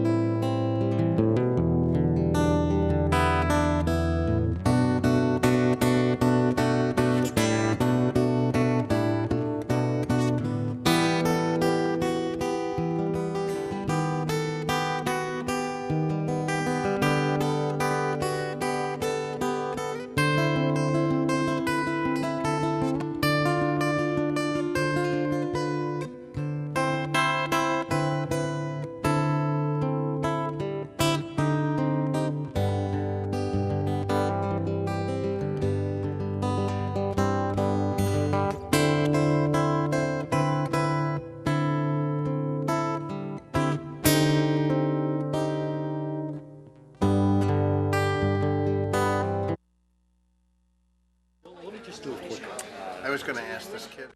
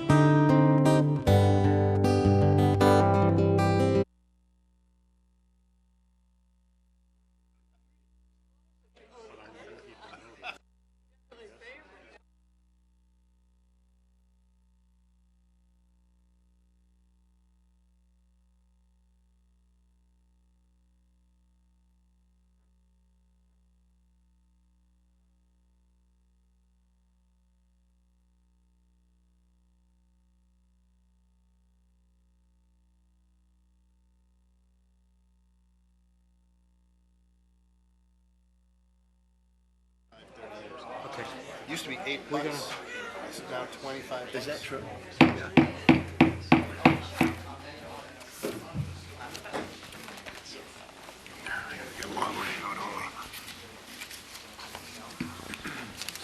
Thank you very much. We're going to come back into order. I also want to thank you all for your silence and listening to the interesting cases that we get to deal with. So thanks for your participation and for your allowing us to concentrate on the issues that are before us. The next item on our agenda is application 513 for Barnstable County Agricultural Society, and I will ask the clerk to read that into the record for us. Being all persons deemed affected by the Board of Appeals under Section 11 of Chapter 40A of the Massachusetts General Laws, you are hereby notified that Barnstable County Agricultural Society of East Falmouth, Mass. applied to the Zoning Board of Appeals for a special permit pursuant to Sections 240.38, 240.109, A and B, 240.160, and 240.18 of the Code of Falmouth to allow non-agricultural events with associated parking on subject property at 1220 Nathan S. Ellis Highway and associated parcels. Thank you very much. Wendy, good to see you. If you would introduce yourself. And, Wendy Brown, I'm the general manager at the Barnstable County Agricultural Society. Okay. You want to just briefly tell us what you're trying to do this year? I am here tonight to apply for our special event permit, as we do every year, that go outside of the realm of agricultural events. There's not too many different things, actually a couple of new dog shows, no fireworks, so I know that's always a big concern, no paid parking except what has already been accepted during the fair, and other than that, it's pretty much business as usual. So you're not coming for the name change? I'm only kidding. All right. we'll ask to see if there's any information in the file from our clerk.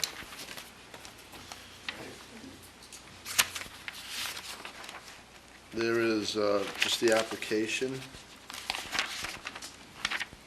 and some correspondence that we get yearly for this.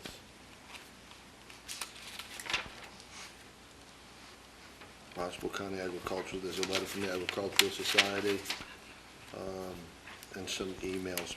Okay. All right. We'll start with questions from the board. David? Alcohol concessions at any of the events? The Knockabout and the Harvest Fest, which all go through the town of Falmouth for liquor permits. And we work with the police department on both of those, but not for the fair. All right, thank you. Scott? Ken? Patty? The dog show is not considered agricultural? I believe it is, yes. Oh, it is? The dog shows are considered as agricultural. Yeah. I usually always put our full events on it, even all the agricultural things, and then I give that, and I like everybody to have it, so the police know, and I give it to the fire department, everybody at town hall, so everybody knows what's going on. Okay. That's it. Wendy, you have one of your new participants here. Did you want to give him a moment? If he wants to explain, He's right behind explain you. what they're doing, it's very exciting. It's a real relationship that we're having with the Upper Cape Spartans. If they want to explain what we're doing, that's, if the board wants to, that's you. fine. Hi, I'm Aaron Perry. I'm one of the co-founders for the Upper Cape Spartans. We're a new youth football and cheerleading organization based in the Upper Cape area. We pull from Mashpee, Bourne, Falmouth, and Sandwich. And we're pretty excited to be able to do some events there, conduct practices, do training camps, do family fun days, movie under the stars, certain events like that. Everything family orientated or youth orientated. And our program isn't based on football or cheerleading, it's based on character, academics, and leadership. And these are the things that we instill in them while teaching them about football and cheerleading. But those are the premier points that we stress to them during that time. So basically, I mean, that's it. That's all we're doing. Thank you, Aaron. And Wendy, other than the actual events and some of the minor changes that you indicated, including the addition of Aaron's program, are there any other changes? As far as any other new, Nope, not other than the events, any other changes in the operation? You mentioned that there wouldn't be fireworks, there's no change there. Correct. Any other changes in what you're doing? no, right now it's business as usual, Okay. unless you want to talk about the name change. Nah, No. thanks, Wendy. Question to Sari. Some years ago, we had issues relative to the trash and the cleanup. Any complaints? I have heard nothing Okay. at all. Excellent. Participation from the audience? Okay. Board have enough information? Move to close. Second it. Mr. Foreman, Mr. Zelinski, all those in favor of closing this hearing, say aye. Aye. Opposed? Unanimous vote. Action by the board. Thank you very much. We're not through yet. I guess we move to approve the permit for another year. We do. Again, I'll second it. We have a motion from Mr. Foreman, seconded by Mr. Zelinski. We'll use the same format that we have in the past. All those in favor say aye. Aye. Opposed? Unanimous vote. Thanks, Wendy, for staying so long. Aaron, good to see you again. Good to see you. Okay. Yep. Our next application is 4-13 for Edward and Jennifer McAuliffe, and this is at 67 Quonset Road. Being all persons deemed affected by the Board of Appeals under Section 11 of Chapter 40A of the Massachusetts General Laws, you are hereby notified that Edward A. and Jennifer T. McAuliffe, trustees of Brookline, Mass., applied to the Zoning Board of Appeals for special permit pursuant to Sections 240-3C and 240-23B of the Code of Falmouth to convert a single-family dwelling into a two-family dwelling on subject property located at 67 Quonset Road, Falmouth, Mass. Good evening, Mr. Powell. Good evening, Mr. Chairman, members of the board. Nice to see you all. My name's Kevin Clower. I'm an attorney with Ament Law Firm here in Falmouth, and I'm here tonight with Bob Ament, who's already been before you. Our firm represents Edward Anthony McAuliffe and Jennifer Toolin McAuliffe, trustees of the Quonset Road Nominee Trust of 2002, the owners of 67 Quonset Road, and the applicants in this matter.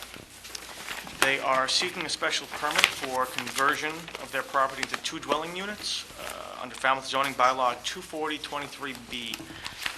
67 Quonset Road is located right on the shore of Oyster Pond and just off of Elm Road. It's actually bordered on 2 sides by Oyster Pond. It's really a beautiful property if you have a chance to get out there. The assessor's records indicate that the property was built in approximately 1935. Family history puts the building of the property a little prior to that in about 1930. The McAuliffe family has actually owned this property since 1933 when it was bought by Dr. and Mrs. Eugene O'Neill, transferred then to their daughter Jean McAuliffe, and then to the current owners, Tony and Jennifer, who are Jean's son and daughter-in-law respectively. The building already consists of separate suites of rooms that legally exist in a dwelling, each having a separate kitchen. The current use is regulated by a covenant that dates from January 10th, 2005, and registered with the Barnstable District of the Land Court. Per its terms, the covenant may be amended by a special permit of the Board of Appeals. The second suite of rooms was built in 1950 pursuant to a building permit. For more than 60 years, it's consisted of a kitchen, bedroom, bathroom, living room, and that's the extent of that separate suite. There's a main portion of the property which has everything you generally find in the main portion, in the main dwelling house. It has there are 6 bedrooms total in the property, 1 being in the separate suite, 5 in the main portion of the house. And those have all existed since well before 1980.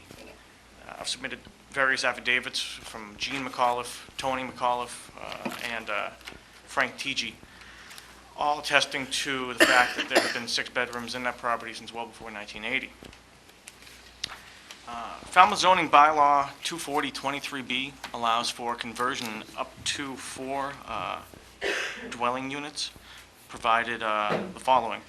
If the property is within a water resource district or coastal pond overlay, minimum lot size shall be 15,000 square feet for 1 additional dwelling. There shall be no home occupations or taking of boarders, no additional bedrooms allowed above the number in existence as of January 1, 1980, and the conversion shall not involve any material change in the exterior of the existing dwelling, including architectural features, and the conversion may not increase the floor area as it existed on January 1, 1980. I'd like to address those in order. The existing dwelling is not in a water resource protection district, but it is in the Oyster Pond Coastal Pond Overlay District. So the lot size is 24,500 square feet, and it's shown on a plan prepared by Falmouth Engineering. I have it up here for you, and that 24,500 well exceeds the 15,000 square foot minimum for 1 additional dwelling unit. The application clearly qualifies under that standard. The applicant will not be conducting any home occupations or taking on of any boarders. The application clearly qualifies under that standard as well. As of January 1, 1980, there were 6 bedrooms in the dwelling, 4 on the second floor of the main house, 1 on the first floor of the main house, and 1 in a separate suite of rooms. As I mentioned, I've submitted affidavits by Edward Anthony McAuliffe, Jean McAuliffe, and Frank Tigi. Frank Tigi is a neighbor who grew up around the corner and has been very familiar with that property for about 40 years. Tony McAuliffe has been familiar with that property his entire life, and he's in his early 50s now. And Jean McAuliffe's been familiar with that property for her entire life because her parents have owned it since well before she was born. They've all attested to the fact that there have been no bedrooms added since January 1, 1980. The application qualifies under this standard. Lastly, the conversion of this property into 2 dwelling units will not require any material change in the exterior of the property. The applicant has submitted plans to add a dormer to the garage. Those have been submitted to you. The addition of the dormer to the garage has absolutely nothing to do with the conversion of the property. The dormers being added strictly for aesthetic reasons and to admit more light, more natural light into the garage. The garage is not accessible by the second dwelling, and the two, in as much as they are part of the same overall building, are not, the conversion has nothing to do with the addition of the dormer. There is no living space in the garage. As I said, the garage can't be accessed from the second suite, and it's being added to increase the natural light in the garage. Additionally, the gross floor area of the property has not increased since January 1, 1980. I've submitted a few different pieces of evidence to this effect. There's a floor plan prepared of existing floor plans done by Hutker Architects that show the exterior dimensions of the property. I've also submitted the 1973 town assessment card, which shows the exterior dimensions of the property. Those dimensions match up from 1973 to 2013. Those exterior dimensions are exactly the same. I've also submitted the aerial photograph of the property taken in 1975. It's a little blurry because as you try to blow those things up, they get a little blurry, but you can see the same layout of the property as currently exists. There's been no change to the floor space since January 1, 1980. The application qualifies under this standard. There are 4 standards the bylaw asks you to meet in order to qualify for a second dwelling. This application is qualified under all 4 standards. I'd be happy to answer any questions the board may have. Thank you, Kevin. I'm going to ask the clerk for a review of the referrals and any correspondence that might be in the file. Conservation Commission, Concom has received no filing on this project to date. Engineering, their standard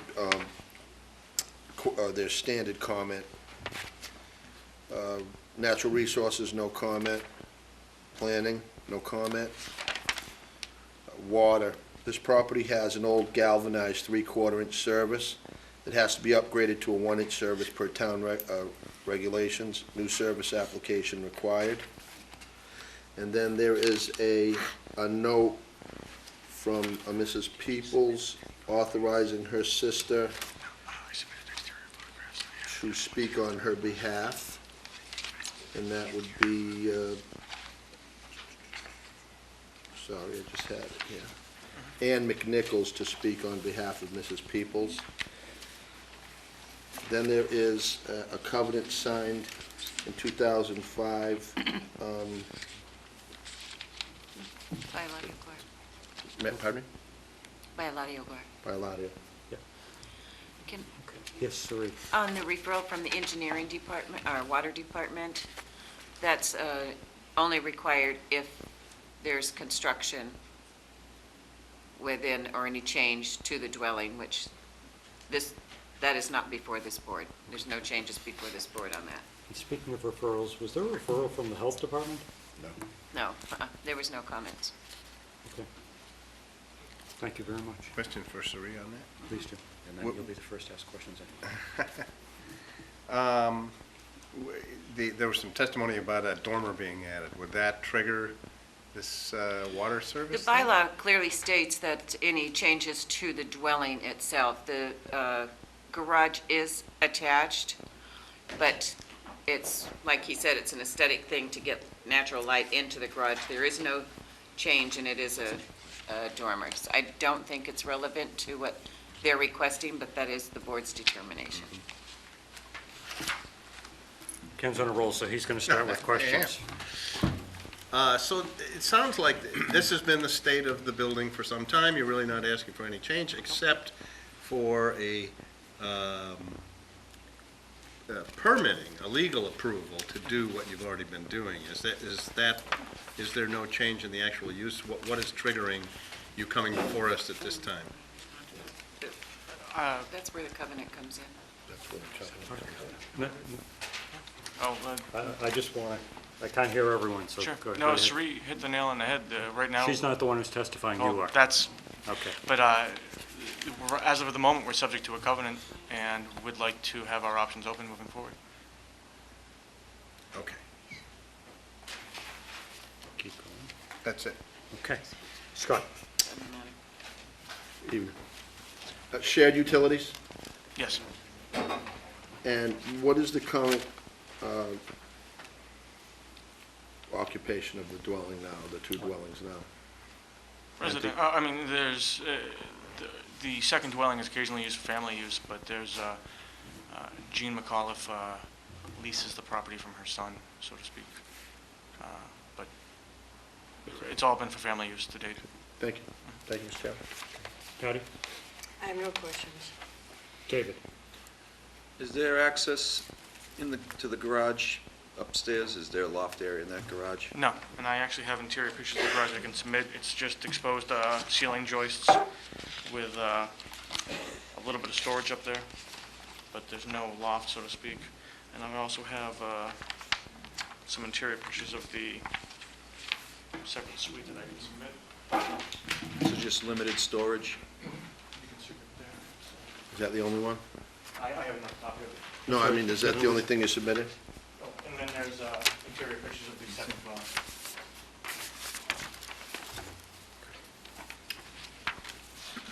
Keep going. All right, no, thank you very much.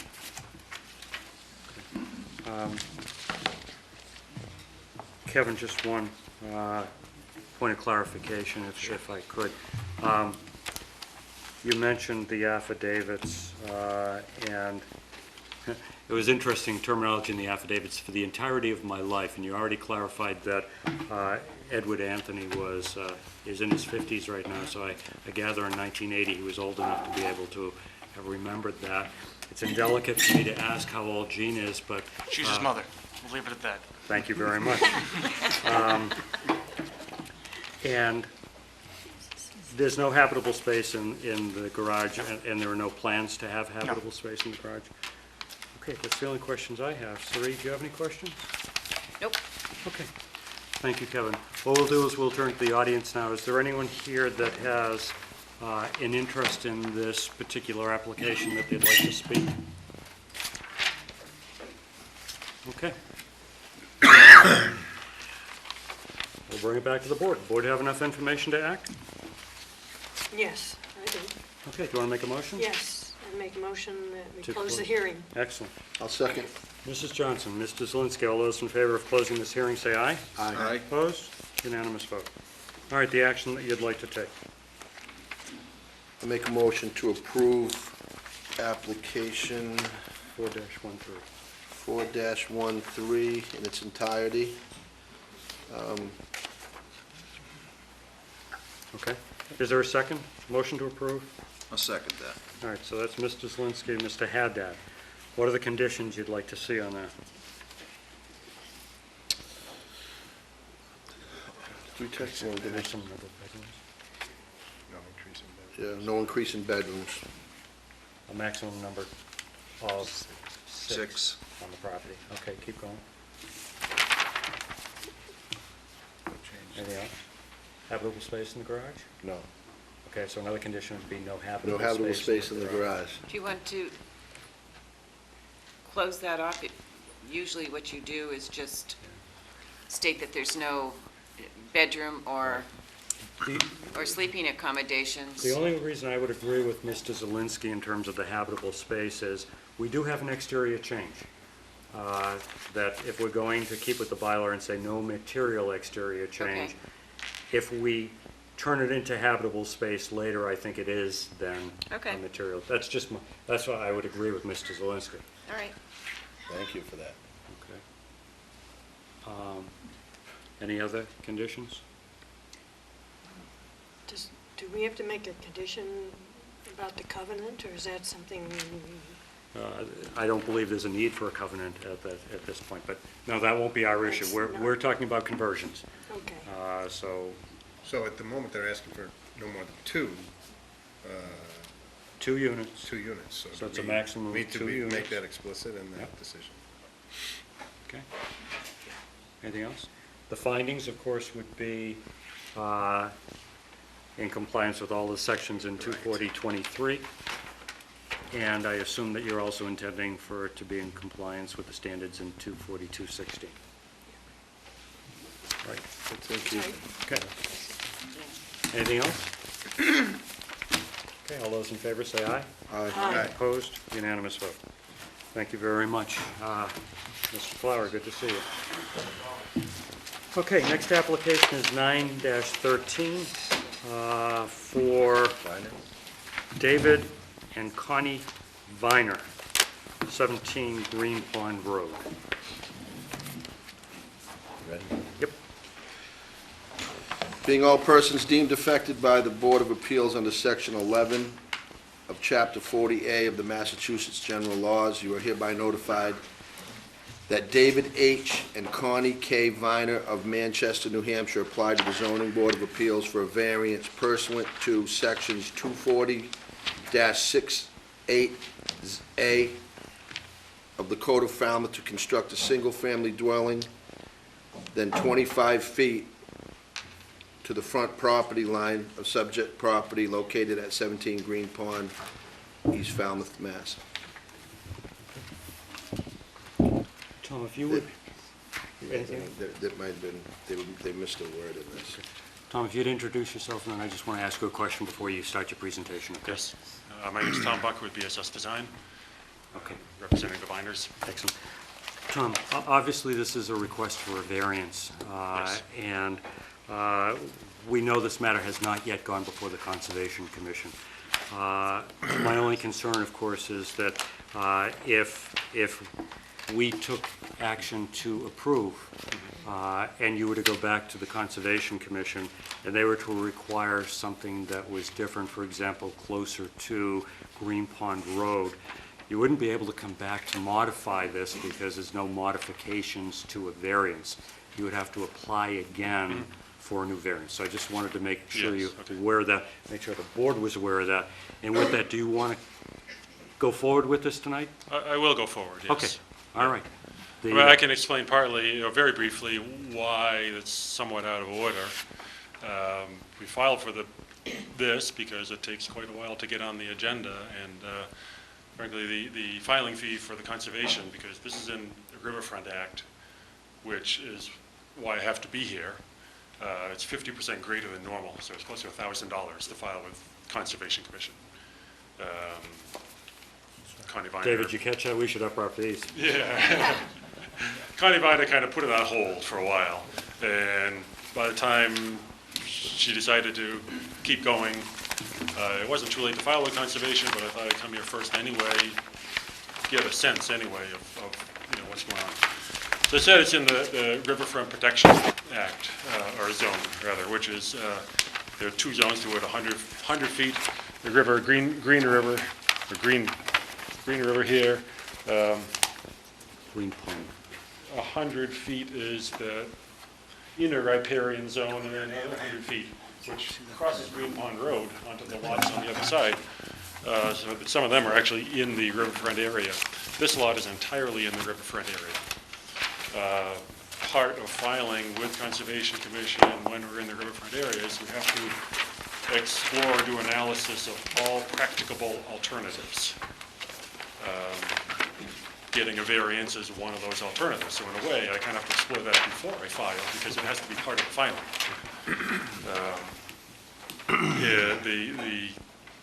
The state regulation says they will not, just because it's within the riverfront area, will not necessarily be not denied a building permit, but it has to be, the least detrimental to the riverfront area. So we have to get it as far away from the riverfront area as possible, which leads to this variance. So I set it in this location because based on the septic system, this is pretty much as close as it can come. We're 10 feet from the septic system to the slab of the building. And the septic system is directly against the property line. So that is pretty much without getting another variance from the Board of Health. If I do go to Conservation and they say, well, move it even further, then I will apply here to do it and have to go back to get a variance from the Board of Health also. That being said, requesting from the usual, the 25-foot requirement,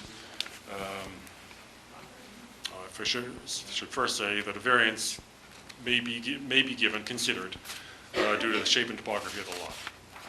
we have topography here. I mean, the shape is, roughly rectangular, but the topography goes down to a river, and there's a coastal bank involved, where even there's a setback from a coastal bank, and I have to request a variance from that setback from the coastal bank. So everything pushes it closer to the road. I feel that we have to get a variance, or, probably will have no permit from the Conservation Commission. 25 feet is the required minimum.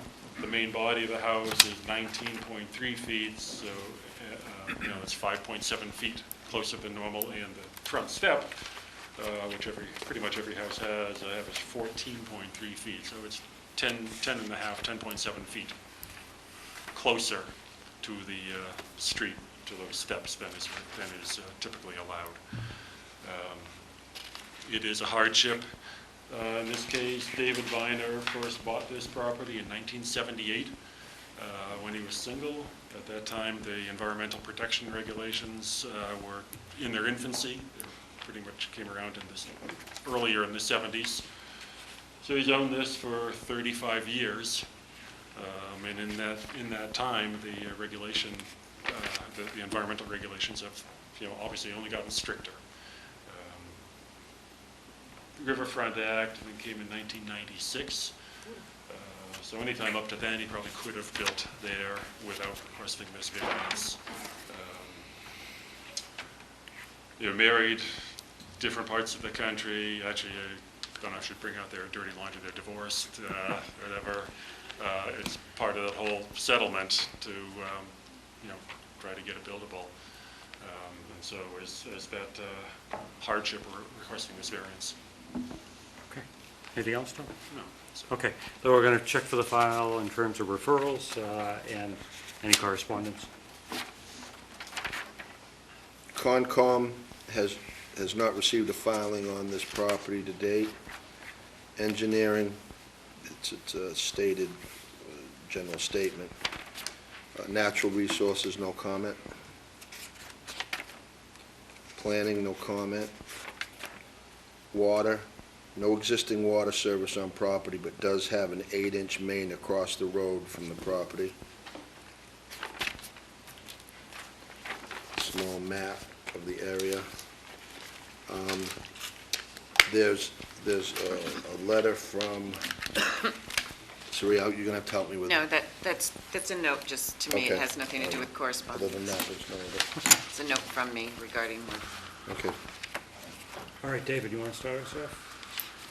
Good evening, Tom. Okay. Besides the proposed home being pushed closer to Green Pond Road, it seems to me like the existing homes on that side of Green Pond Road have similar topography, wouldn't you Yes. agree with that? It is similar topography, that's correct. This is not, it's topography combined with regulation, which is causing this problem. Thank you. No, that's enough for now. Thank you. Scott? Reserve, please. All right, Ken? So you mentioned earlier that prior to was it 96, the Rivers Act? 96. You think they could have built this house 96. without requiring a variance? Certainly, I think without requiring this variance, 96. Conservation strengthened some of their regulations in 98, so I think prior to 96, they probably could have. Yes. So they required additional setback from the water resource? Is that what? Additional setbacks, they strengthened their required setbacks, particularly from a coastal bank in this case. I feel they could have prior to that. But the shape and topography of the lot have not changed since 1996? No. Okay, that's all. Patty? So you're saying the topography of this lot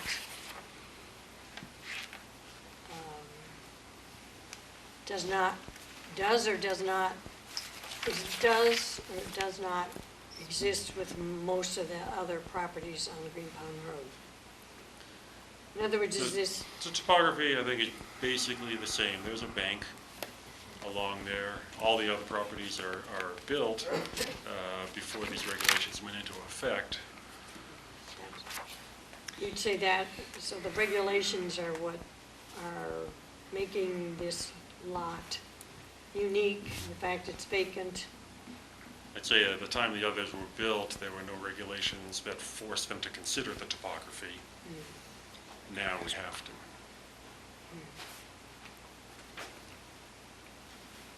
Okay, Okay, that's all right. all right, Ken? I guess I'll ask you one more if I could. So these regulations, what do you think, what is the purpose of those regulations? The Rivers Act? It's to protect the resource areas. But it does say specifically in the Riverfront Protection Act that this should not, that the act, the state act, should not by itself, deny a person a building permit. But the general purpose is to protect the resource, which benefits who? Benefits who? It could be said that it benefits the public. Okay, thank you. All right, Scott? Tom, would you be in agreement that just by sheer virtue of the fact that you've got the edge of the wetland, the flood zone, and the coastal bank, and almost an exact one-to-one angle of repose, that the only way this will go in is up forward the way it is? Excuse me? Go what? I said, would you agree that with the angle of repose is almost a sheer one-to-one slope in the back, that this has to go where it's designed? You couldn't, Yes. you couldn't push it back, and you couldn't fill it because you'd encroach on the. The house down, this is at the, I think it's at the, close to the top of the hill. There's a house up here, maybe it's at the top. House down here has a lower hill. It's, common sense would say that you should keep it away from a slope like that for the And you can't, structure.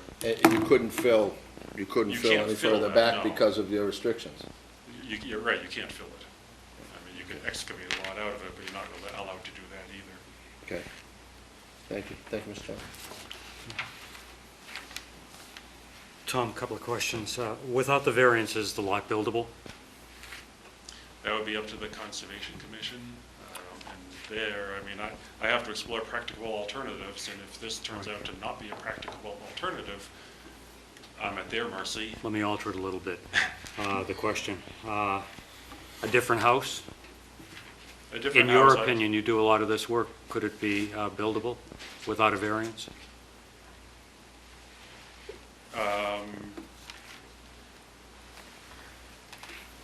It would be tough, it might still, I can't say.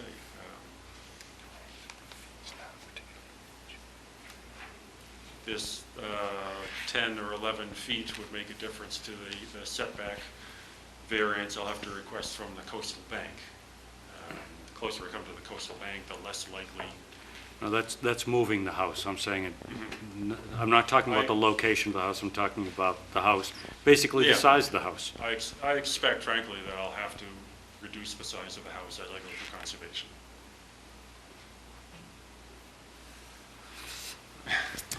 I'm sorry, I'm not doing a good job at asking you the question, because at the moment, I'm not terribly concerned about the Conservation Commission. They're going to handle themselves. Right. What I'm saying to you is, could you put a house on there, knowing what you do about conservation, not what they might do to you, without a variance from this board? I could certainly put a house, I mean, on paper, I could put a house on there. I really don't know if it would be, I mean, if it got turned down, I could say I explored this alternative. No, It's not practicable, and then Yeah, okay. even a smaller house, there's a setback from the coastal bank there. Putting a smaller house on, if I were to get your variance and put a smaller house on there, I feel I still need a variance from the coastal bank. Yeah, again, I'm not focusing on conservation, I'm talking about our variance. What I'm trying to get at is, you indicated that it was a hardship. The hardship is relative to the land, not relative to the person. So if it's completely unbuildable, there's no value to the property without our variance. So That's what I'm trying to get at, is that could you put a different house without a variance? I think I have to make it much smaller. I think without your variance, I probably will not be successful in, I mean, I still can't Okay. predict what conservation will say, but it's... You've done a good job. All right, well, let's leave it there, Tom. Next is that, looking at the plot plan that you have there, to the rear of the house, there's stairs. I imagine, let me just ask you what they are. Are they part of the structure? Are they part of the... No, it's a landscape. So that's landscaping, okay. On the front of the house, there, the 14.3 foot setback, and I think it's 14.3, is steps. to, right. Now, talk to us a little bit about the steps. Is that part of the structure? Is that, Typically, steps like that would be considered part of the structure. Okay. Because they require... and is that because of the elevation to the front? Well, typically need three risers. It's not excessive elevation. I mean, that's just sort of typical steps with three risers getting up to the landing. That could be done differently if the steps are sort of recessed into the structure, into the house, and not protrude from it. And if they were, how much would that save in terms of, If they were fully recessed, and then the whole thing could be at 19.3, if that were possible. okay. And then another question, you're asking for not approval of this house, that's not what's before us, you're asking for a variance, so that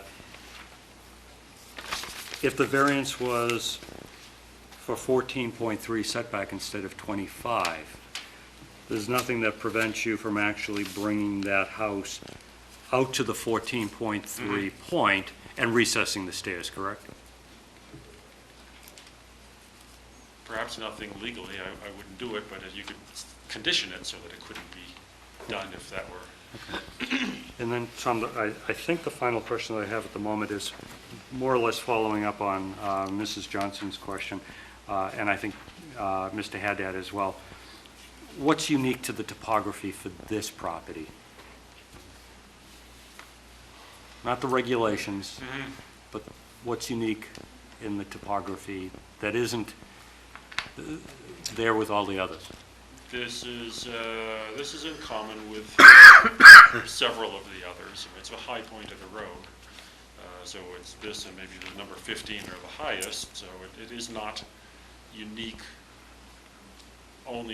It's not the only one that has this topography. There are others with a bank on it. But actually, one of our requirements is to find the uniqueness in this property. So, not to lead, but I'm trying to find out what is unique about this property. Very difficult for us to walk down, as we did in our site visits, et cetera, and for us to determine, but you are the engineer. I would say that by now, with the others having been, and they all have some bank, on this particular lot, the top of the coastal bank, the steep part of it comes closer to the road than on the others. The others, I think, have been altered, but this right now, I think, is the narrowest, the least deep of the lots at present, because it's still in its natural condition. Okay, excellent. Sir, any questions? Any Thank further you. questions from the board at this time? Okay. Anyone in the audience have a particular interest in this application? Okay. Would ready to act? Yeah. Okay. Have enough information? I'll make a motion to close the hearing.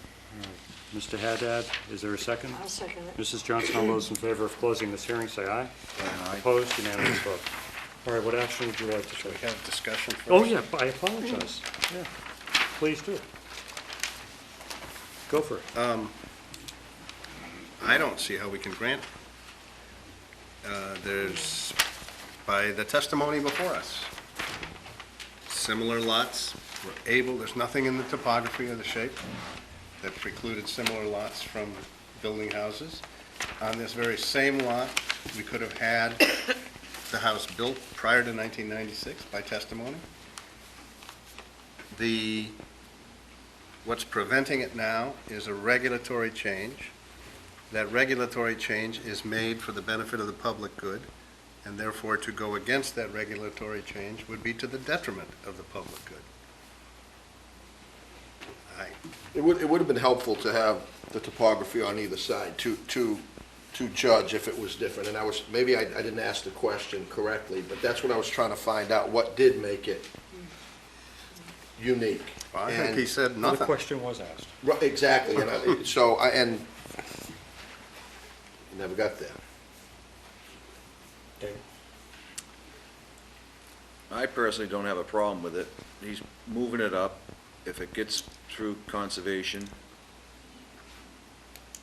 I'm fine with it. I don't know how we can, I guess, condition that, but everybody along that side has that same topography. I don't have a problem with it. But, the criteria for variances are very clear. I'm not saying that prior to the Rivers Act, if he didn't have to locate it to comply with the Rivers Act in a way that contravened our zoning, that he couldn't have built it. But it doesn't merit a variance. Patty? I can't find anything unique on it either.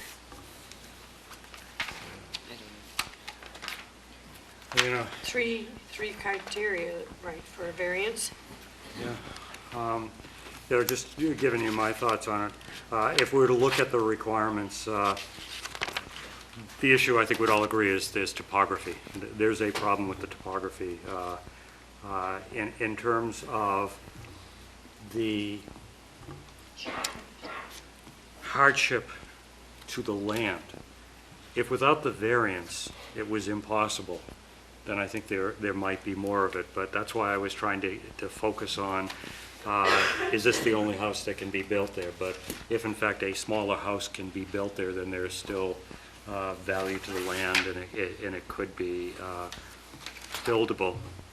I'm also a little bit concerned about a variance that does only go back 14, that allows for it to be 14 feet off the street when there could be something that would go back further. I think this board has traditionally said when there is an architectural feature, here it's the entire architectural feature of the house, is something that creates the need for the variance, then it's very difficult for us to do this. And I think, again, the rest of the board has brought up the issue of that there may not be anything ultimately unique about this in terms of setting it aside. So I would tend to agree with the majority of the board here. Can I ask you a question? Of me? Yes, because the hearing's closed. So it's too late if the applicant decided because of the nature of having to wait for the conservation and to withdraw without prejudice. Too late for that? The applicant could withdraw at this point. We haven't taken a vote on it. It gets to the same place, I think. Well, I understand. Unlike in a special permit, which No, I think about I understand. I was just... If that setback was lessened, Ken, you still wouldn't be for it. The issue for me is the criteria for variance in the bylaw are very clear, and they aren't met. It's not, would the house be the worst thing in the world if that isn't the case. But the criteria are very clear, and if we adhere to the bylaw, and that's for a reason, variances are special things. I agree with you. Any further discussion? And let me just add one other thing, which is, I don't like, this is we run into this with the regulatory limit, some regulation, which is meant to protect something, a resource, which is meant to serve the public good. is being used as a lever to say, look, give us variance relief, and then vice versa. They don't get the variance, they'll go to CONSCOM and say, we want you to give us relief. Now, that's really the more appropriate place to get it, is from CONSCOM, in this case. It would have been more beneficial coming forward. You know, I think also as we look at other properties, and that if this had been an existing house, for example, and the variance was a request for a garage in the front yard, closer, it might be a different situation than this. But I tend to agree, and I think the element of is, you know, without substantial detriment to the public good. And when you weigh those things, I just don't think it's there. Any further discussion? Do you want to put forth a motion? I move that we deny the variance. Tom, procedural question, yeah?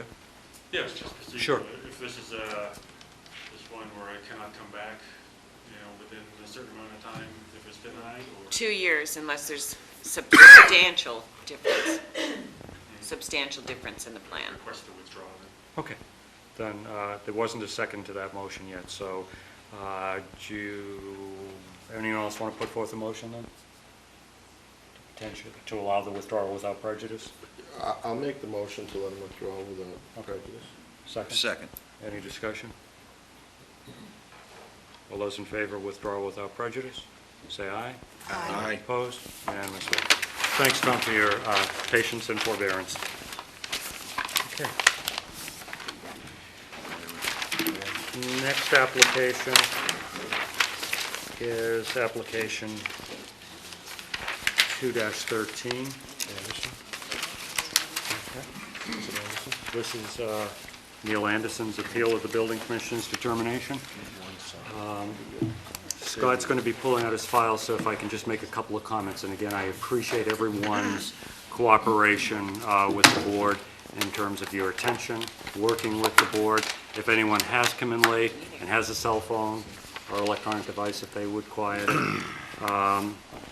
And as we have, I appreciate everyone paying attention. If I've recognized somebody to come up to the left turn, I will ask you to identify yourself. And so we're going to read this into the record, and we are going to, then I'll make some initial comments once we get it into the record. What's that? Being all persons deemed affected by the Board of Appeals under Section 11 of Chapter 40A of the Massachusetts General Laws, you are hereby notified that Neil P. Anderson, ETAL, of East Falmouth, Mass., appealed the Building Commissioner's determination with regard to operation of the wind turbines on subject property located at 154 Blacksmith Shop Road, East Falmouth, Mass. Okay. Just, I'd like to put forth the scope of this so everyone's on the same page with us. And again, as we have already dealt with tonight, this is an appeal of the Building Commissioner's decision, so that if we support this application, we are going to be overturning the Building Commissioner. If we deny this, we will actually be supporting the Building Commissioner. Now, Mr. Anderson has appealed the determination of the Building Commissioner relative to his property at 211 Blacksmith Shop Road. He hasn't appealed based on a public nuisance, but rather on a nuisance as it relates to his property. So as we go through this this evening, what I would like all of you to be focused on is 211 Blacksmith Shop Road. This is not a forum on wind energy. It is not a forum on whether or not we like Wind 2 or Wind 1. It's focused on whether or not we can measure that there is a nuisance based on the property at 211 Blacksmith Shop Road. So with that, Neil, if you want to get up and summarize what you're trying to accomplish here, we'll then, as we go through this, ask you some questions. Thank you, Mr. Chairman. And just for the record, introduce yourself, okay? Yeah, my name is Neil Anderson, Blacksmith Shop Road. Speaking on behalf of my wife and my family, I am representing myself. For 20 years, we have lived with a wastewater treatment facility as a neighbor. Through those years, there had been construction noise from electrical and diesel generators and water pumps, trucks in and out. There had been annoying and extremely loud rock crushing operations, and even foul and offensive odors at times. Initially, we anticipated and even expected some of these distractions when we first purchased our land on Blacksmith Road. And through the years, we had always dealt with these periodic disruptions to our lifestyle. We worked things out. We adapted. We always knew these unwanted intrusions would be temporary, and relief was in sight. We knew the problem would soon be fixed. The noise or odor would eventually stop. For 20 years, this relationship was working. We had found a way to manage and to overcome any faults or problems that we found living with the wastewater treatment facility as a neighbor. But everything changed 3 years ago with the operation of Wind 1. Suddenly and unexpectedly, a 400-foot open-air industrial power plant that has nothing to do with the treatment of wastewater became our new neighbor. Although the immense size and proximity of Wind 1 to our home were of concern, it was not until the 8-ton, 135-foot-long turbine blades started spinning that we realized that there was a huge problem. Initially, it was the noise. At times, it sounds as though our house is at the end of an airport runway, with a jet practicing takeoff procedures, on and off, thrusting its jet engines without ever taking off. Stop and goes is the official military term. On and off, over and over and over. Tremendous bursts of sound, accompanied by overpowering thrusts of energy. A very uncomfortable feeling that cannot possibly be described. A feeling that needs to be experienced.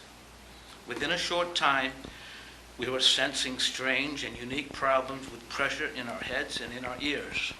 Unusual sensations, like feeling water in our ears when there was none, or out of nowhere, feeling one or both of our ears pop, as what one would feel as a result of a quick change in altitude, as while ascending or descending in an airplane.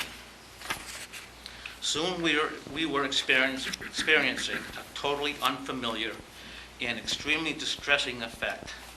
That is, we eventually learned, produced by and in synchronicity to the 3 rotating turbine blades of Wind 1. The best that I can try to explain this effect would be a powerful, once-per-second shock wave of air pressure. We have found and felt that this pulsing force is upsetting and even painful, but also extremely invasive. Not only feeling it and sensing this irritant outside and inside our home, but also inside of our bodies, where we can actually feel this constant and repetitive pulse. It is excruciating. It initiates a fight or flight response, and flight is the only escape, as we have found that there is no way to fight this massive machine. It is relentless. It is always there. Pound, pound, pound. Constant hammering by this pressure pulse, over and over and over. It never stops, day after day, week after week, month after month. Going on 3 very long years now. After learning that earplugs and white noise machines do not help, our only recourse is, again, flight, escaping to the back rooms of our home, or to the basement, or to the backyard, or away from home altogether. We eventually learned what wind conditions were the absolute worst, so we could leave the house for the day. A quick glance at projected weather conditions would determine what type of day we were going to have. Will we be able to stay in our home, or would we be driven away?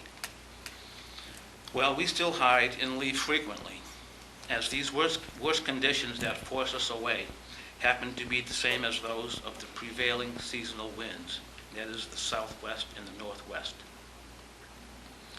We are currently awaiting a judge's decision regarding another zoning issue involving the permitting process of Win 1. I mention this case for two reasons. The first is the comment made by Superior Court Judge Robert Rufo during the preliminary injunction hearing when he stated emphatically, "Well, the Andersons certainly have shown harm." That was April 1st, 2011, nearly 2 years ago. The second reason I mention this zoning case involves the term aggrieved party. Agreed fact number 33, agreed upon by the town of Falmouth as defendants in this case, states, "There are facts sufficient to support a finding that the plaintiffs Neil and Elizabeth Anderson are aggrieved within the meaning of General Laws, Chapter 40A, Sections 8 and 17. This list of agreed facts was dated October 10th, 2012, again, 5 months ago. And yet the beat goes on, and on, and on.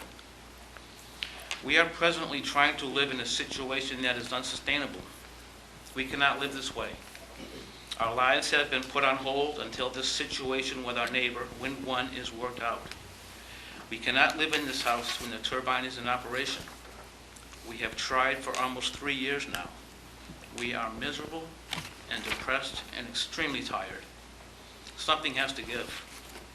There is no way to work it out, and we certainly have not or will not be able to get used to it.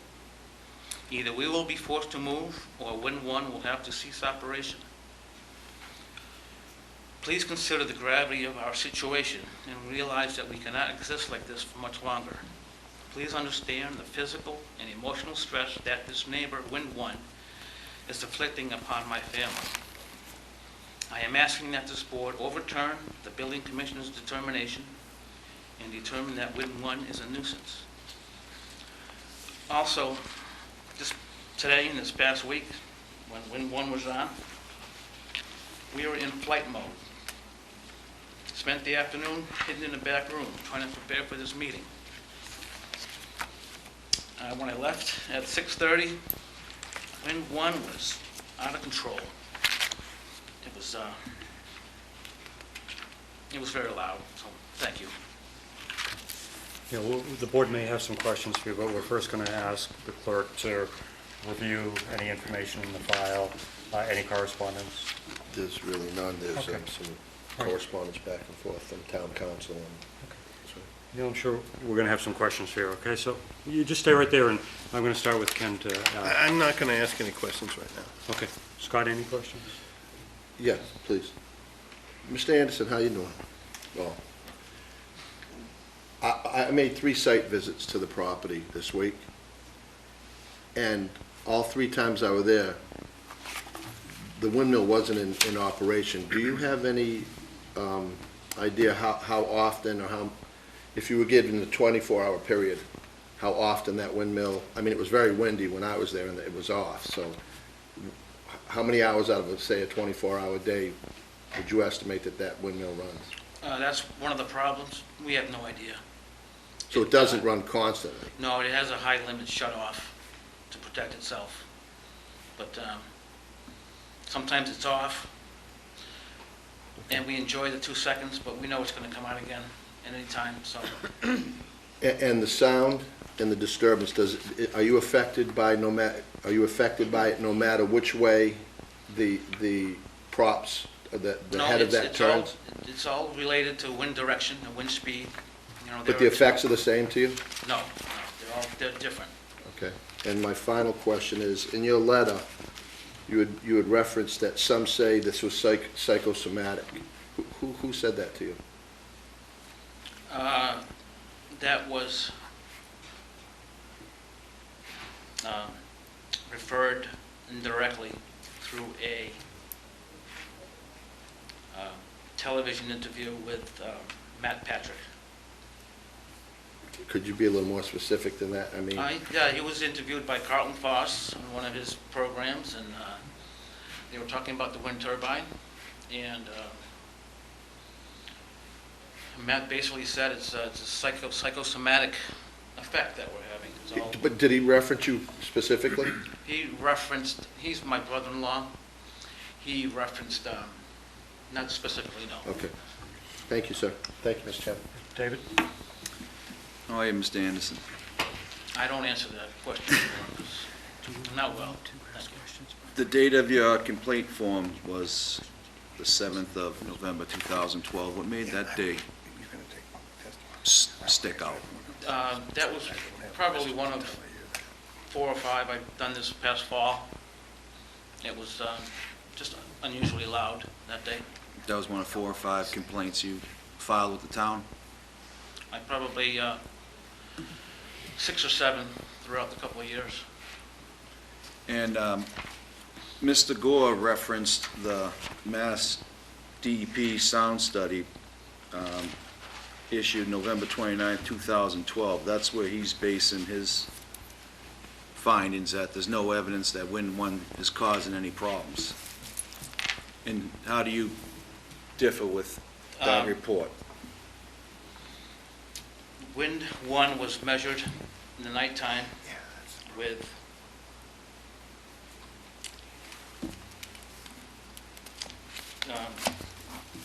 exceedances in the nighttime, according to the DEP official, consistent exceedances in every wind speed and every wind direction.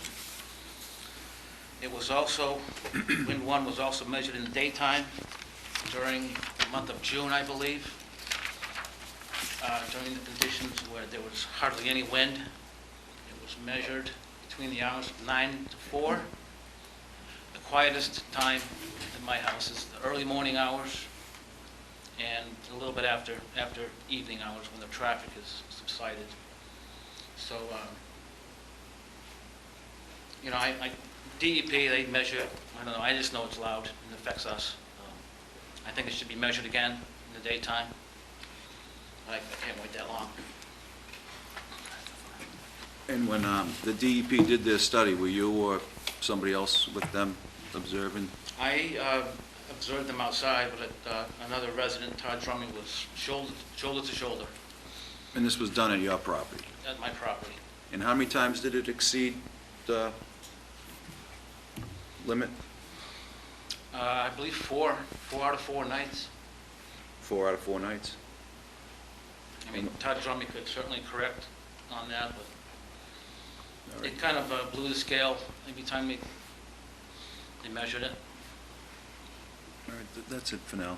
Thank you. Okay, Patty? I think I'll hold off. Any questions? Mr. Anderson, if I could follow up on Mr. Haddad's questioning. There was some information submitted about the sound sampling, and had you seen that already? Yes, I have. Okay. What I'm looking for is not so much the question about the exceedances or the DEP 10 decibel and above ambient sound, but I'm trying to find out if there were any samples that showed that the DBAs were F40 or greater Certainly. near your property. Certainly. Can you expound on that at all? If I could, I would like to have Todd Drumming. Sure. Is he participating with you in this? Yes. Okay. If he could. That'd be fine. All right. Todd, Would you like me to? you're going to have to. I was going to comment Todd, after. you can't talk from there. If you're going to come up, what the question I've asked Mr. Anderson, and he's referred to you, is I'm looking for whether or not there was testing done that showed that the DBA was 40 or greater. Thank you, Mr. Chairman. My name's Todd Drumming. I'm a resident at 360 Blacksmith Shop Road. I could answer that question now, or I actually had a comment that I had intended to give after. Well, the reason I'd like to ask it now is next up, we're going to have people who oppose this, and I think they're entitled to hear Mr. Anderson's points. Okay? If you don't mind. I don't. Why don't you just give them all to me, because we'll stamp them inside. Okay? Thank you.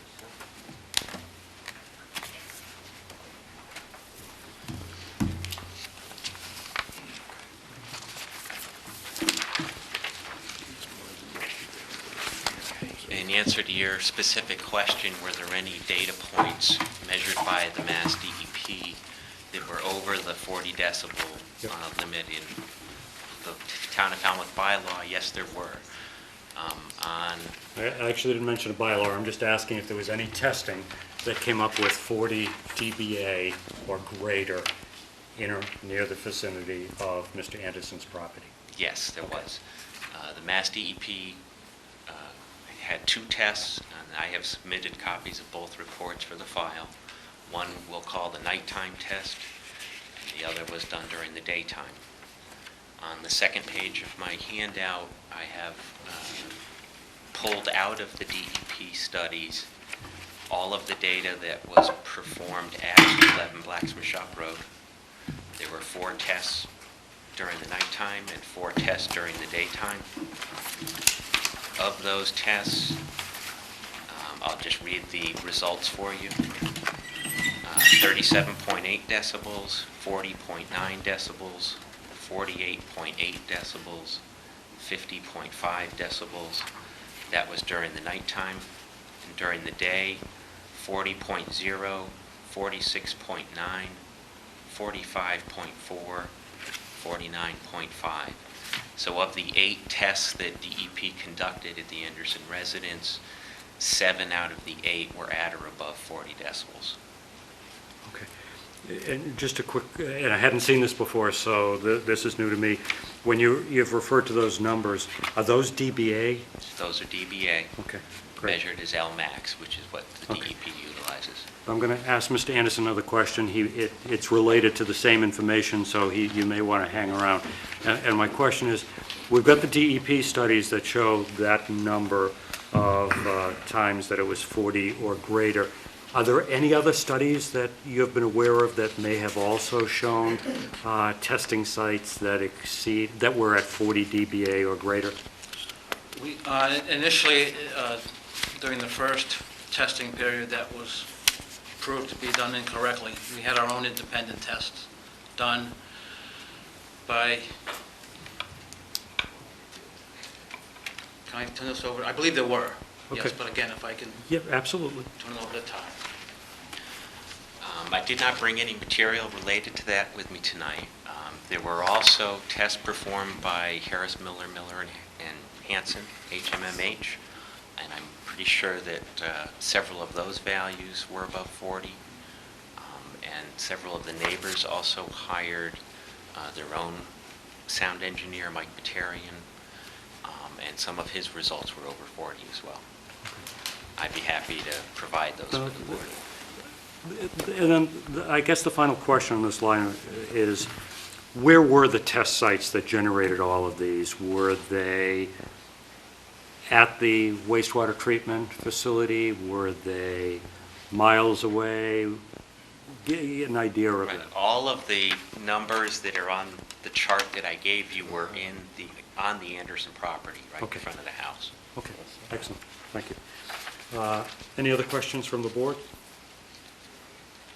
Okay. Yeah, I have one. Go ahead, Patty.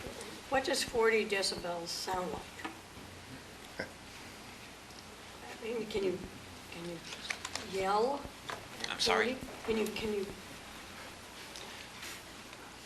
make a noise that's 40? That wouldn't be real scientific, but. I don't think I would feel comfortable doing that. Not unless I had a meter here. Is it like a firecracker going off? No. Is it, I suppose it's, I might be talking at about 40 decibels now. I really don't know. I think the more important point isn't, how loud do I think it is. It's, there are regulations in place. No, the question was, can you provide it, and I think you couldn't really, other than to say you could be talking at 40 dBA. Okay, well, I asked a question. Okay. It's unusual that we are graced with Mr. Gore.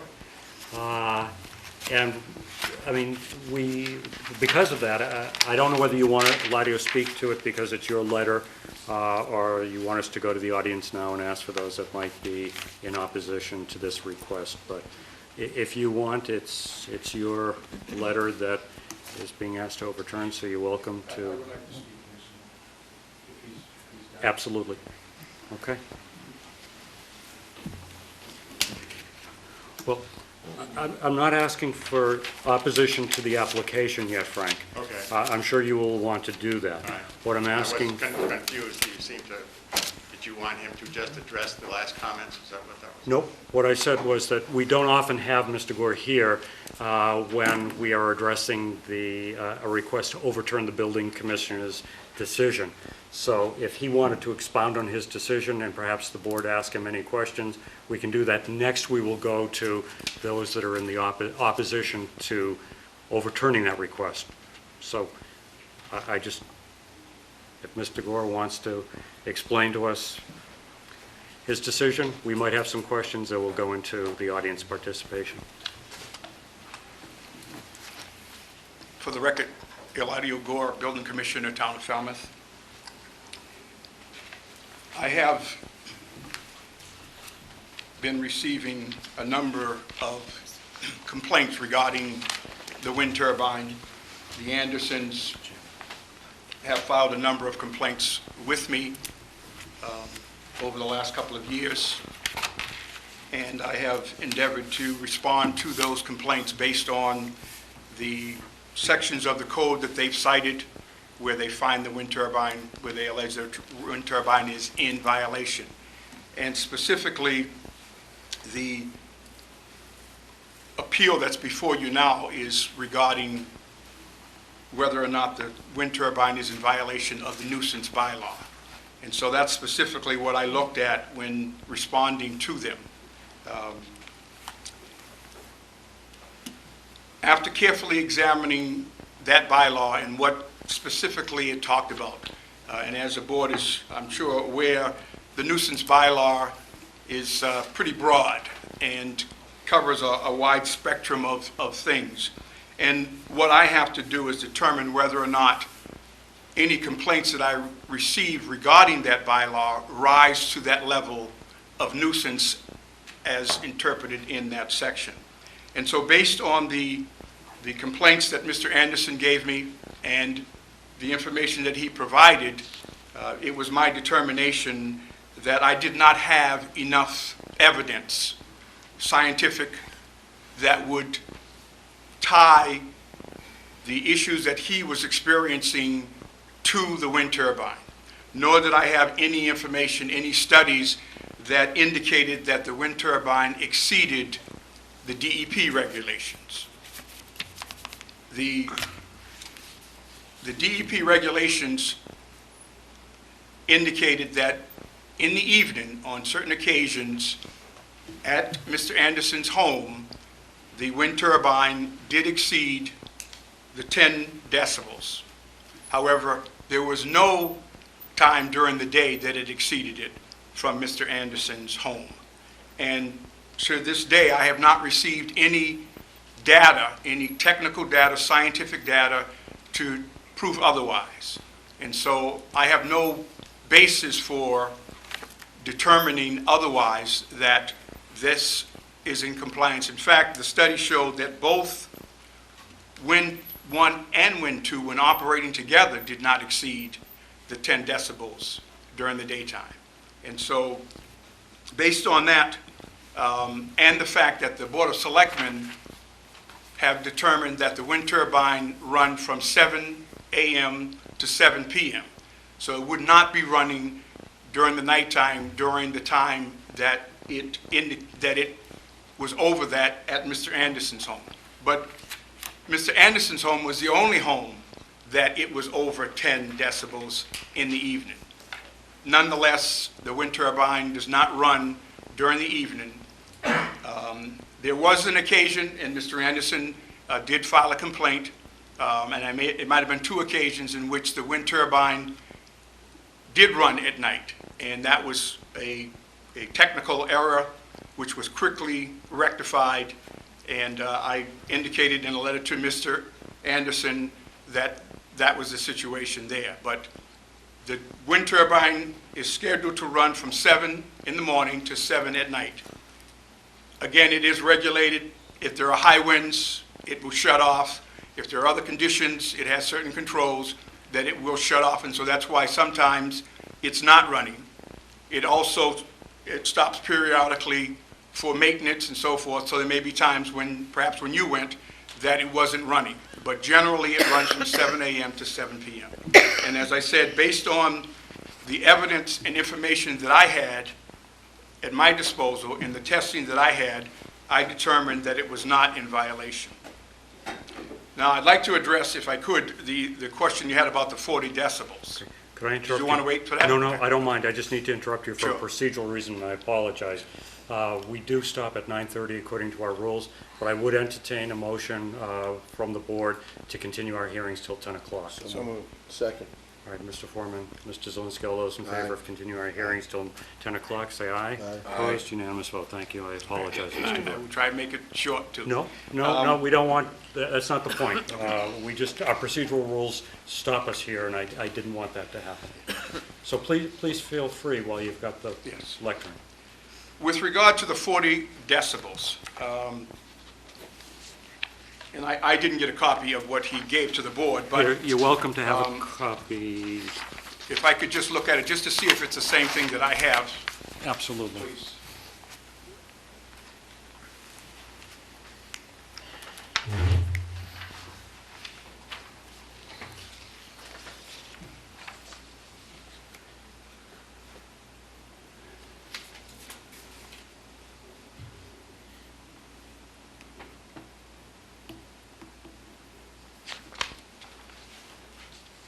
You could keep that. It's an extra Oh, copy. okay, thank you.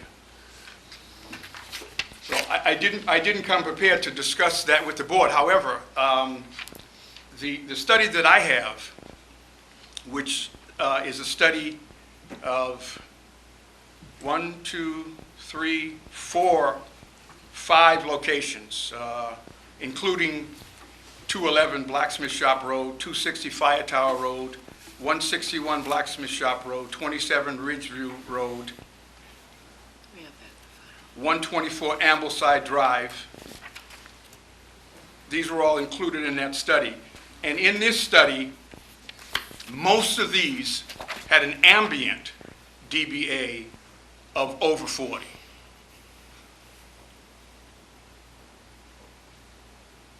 Some had ambience of 52, 50, a few had them at 32.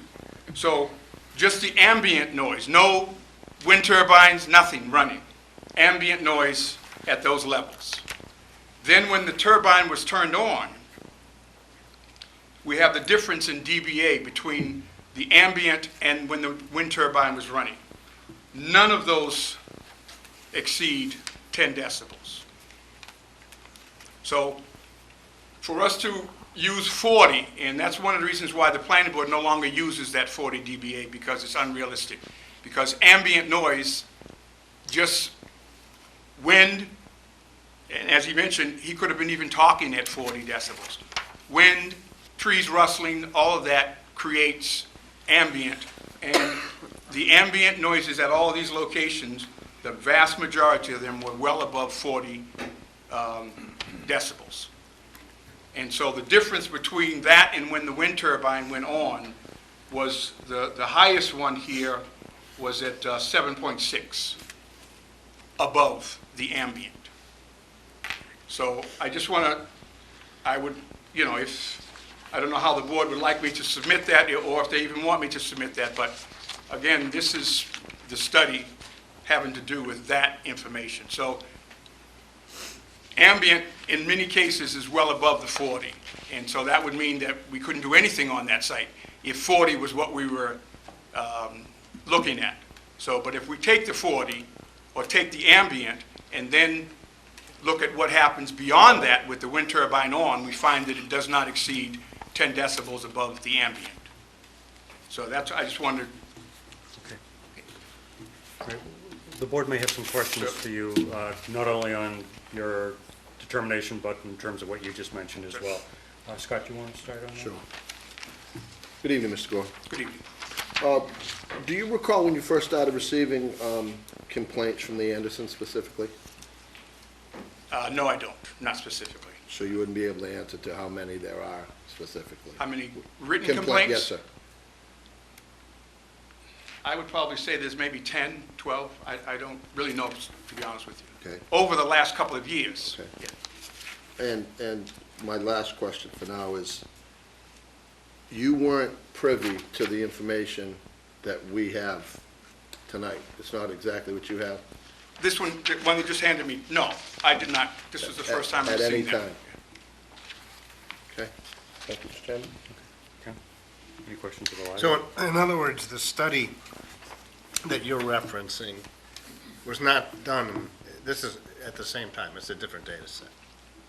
I'm not sure what this is, sir. I can't answer that. Because this, I mean, it says November 2012, May 2012, and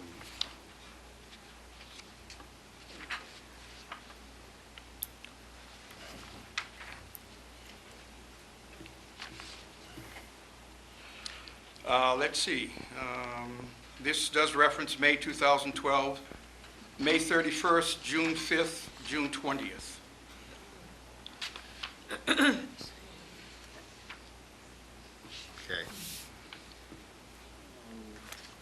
There are 4 studies.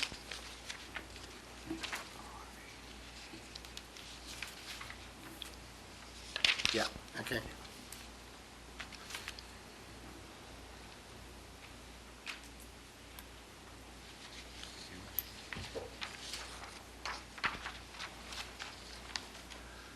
So I just think that what's missing here is what the ambient was to begin with.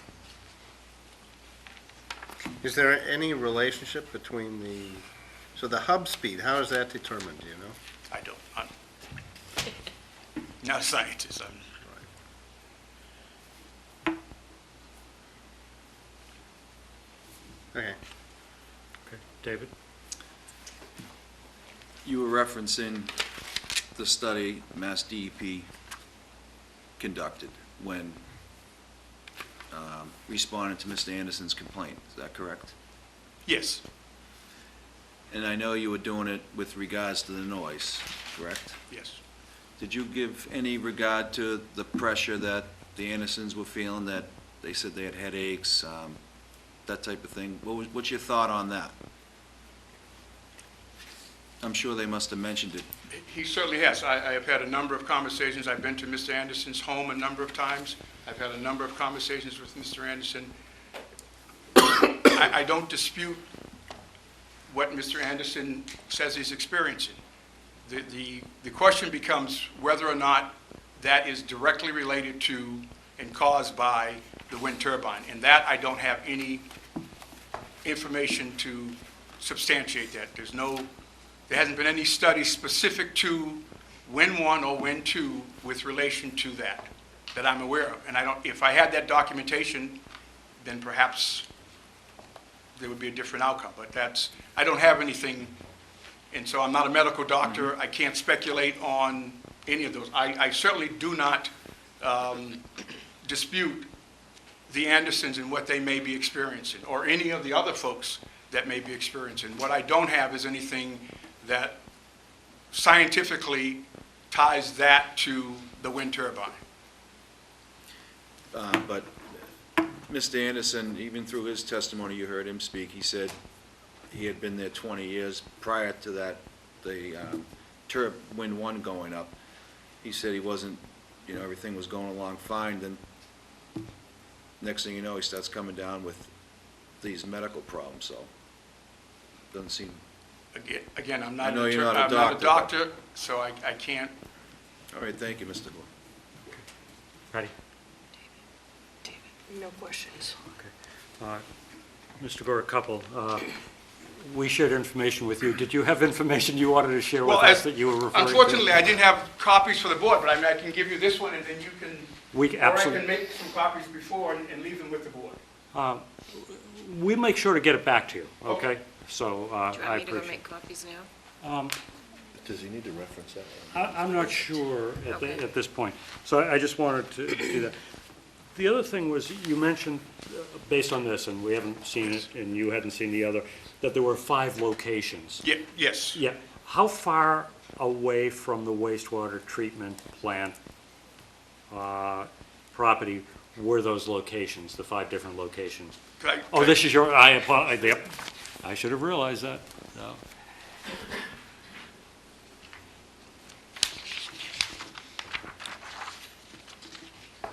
So one was at 211, which is Mr. Anderson's home.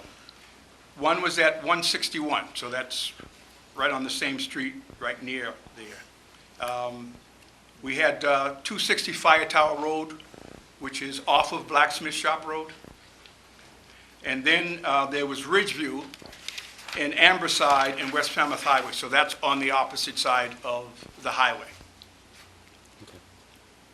And let me just make sure that that was all of them. Amberside, 2 on Blacksmith Shop, Fire Tower, yes. Okay, great, thanks. You also just mentioned, Eladio, that the planning board no longer uses 40 dBA. I didn't understand that. Well, they're in their rewriting of the wind Right, turbine but bylaw. But currently, the 40 dBA is in the bylaw. Is in the bylaw, that's correct. The other question I had goes back to your determination of the fact that it was not a nuisance, and I know that you used the DEP guidelines, I think. They're not regulations, but they're guidance. And in other cases of a claim for nuisance based on noise, let me back up and say, have you ever made a decision regarding a nuisance where there's been a complaint based on noise? Yes. Has the DEP guidelines been the determination? Yes, it has been. Have there been any other? No. Okay. Have they all been overturned?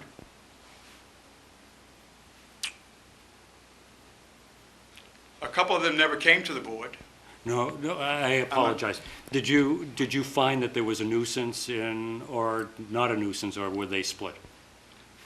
Have you found that there have been nuisances in the past based on noise? Yes. Okay. And there are times that I'm sure you have found that there aren't? Okay, fair enough. Sir, any questions for Mr. Gore? No, thank you. David, you had an additional one? Yeah, Mr. Gore, have you ever been at the Andersons' home when one has started and also shut down? I have been on Blacksmith Shop Road, yes, not at Neil's house, but I've been on Blacksmith Shop Road, and I've been right underneath the turbine, yes. But you've been in close proximity to Mr. Anderson's? Yes, I have. When it's started and when it's... Yes. Thank you. Okay. Scott? All due respect, Mr. Gore. Question. It is a question. At what point, and don't you think that it's time that whatever study that needs to be done to be able to hand Mr. Anderson, and specifically right now, the proof that it's not happening, so this debate doesn't continue, he submitted a set that proves his theory, you submitted a set that disproves. There needs to be a set, don't you agree, that finalizes what it is? Whether it is too loud or it isn't too loud. Don't you agree it's time for that?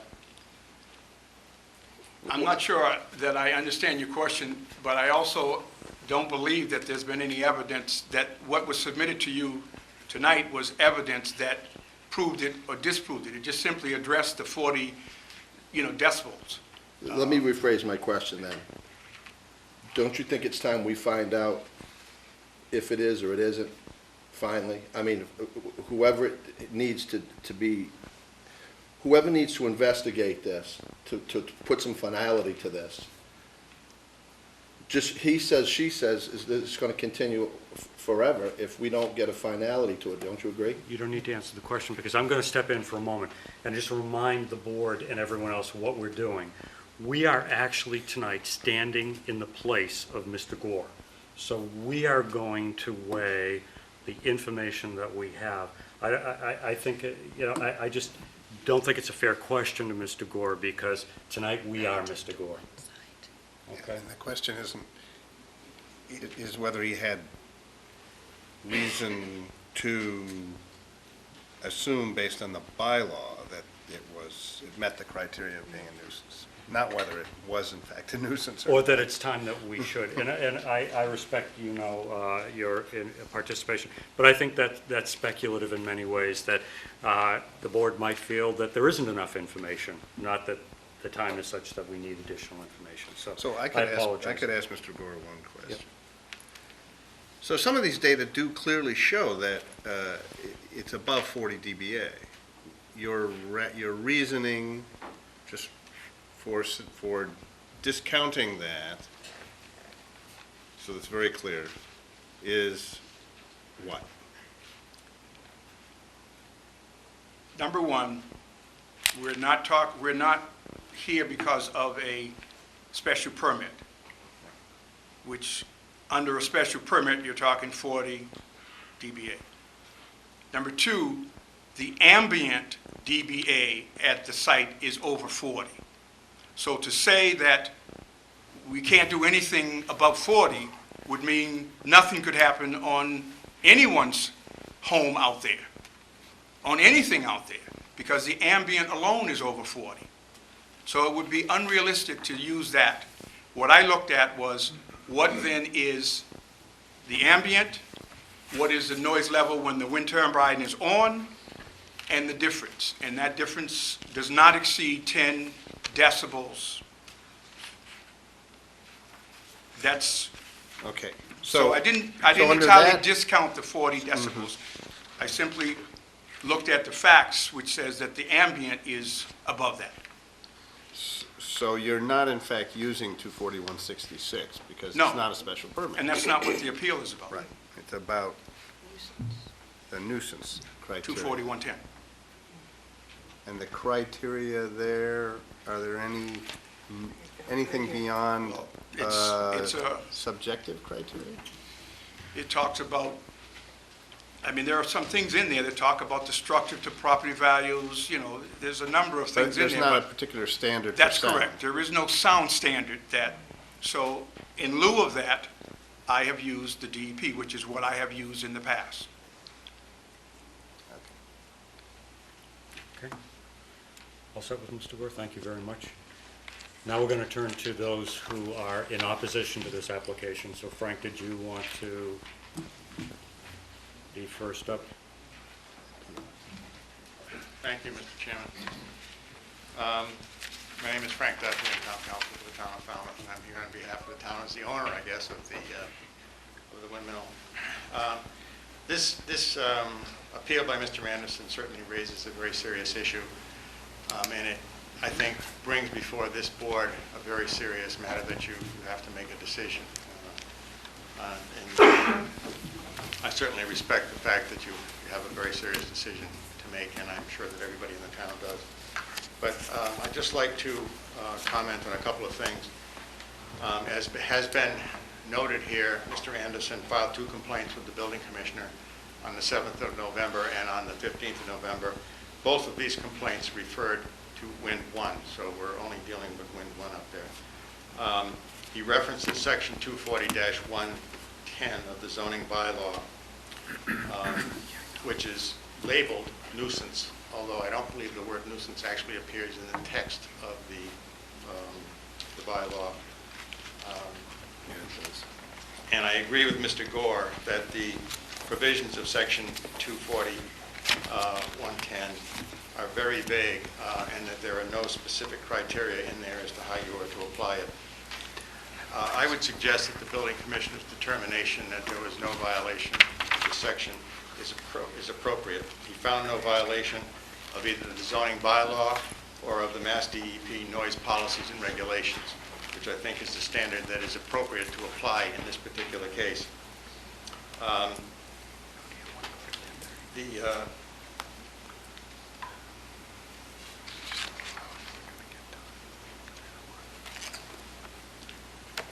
To emphasize the point that Mr. Anderson did make in his presentation, he filed, I believe, a letter with this board on the 21st of February of this year, in which he admitted that not all wind conditions produce the distressing effects that are the source of his complaint. And I think that is kind of important because it limits One of the standards I'm going to talk about in a minute is whether or not the noise is unreasonable. And if it's limited in time to just specific events and it is not constant, then I think that goes against the finding that it is unreasonable. If you look at section 240.110 of the zoning bylaw, which is the authority that Mr. Anderson asks the board to invoke, it basically states that no use shall be permitted which would be offensive because of injurious or obnoxious noise, vibration, and there's a few other criteria, or other objectionable features, or be hazardous to the community on account of fire or explosion or other cause. So this bylaw puts upon Mr. Anderson the burden of offering proof that the provision of this bylaw has been violated. Mr. Gore found that he had not offered enough proof because it's very difficult to he has complaints, no question about it. No one's denying it.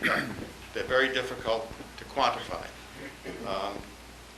And Mr. Gore found that on the basis of the record that he was presented, there was not enough evidence to find a violation. Section 240-10 of the zoning bylaw contains no definition of the terms that are in it. For example, a very important condition is that there be injurious or obnoxious noise or vibration. There's no definition of those terms within the zoning bylaw, and they're very subjective.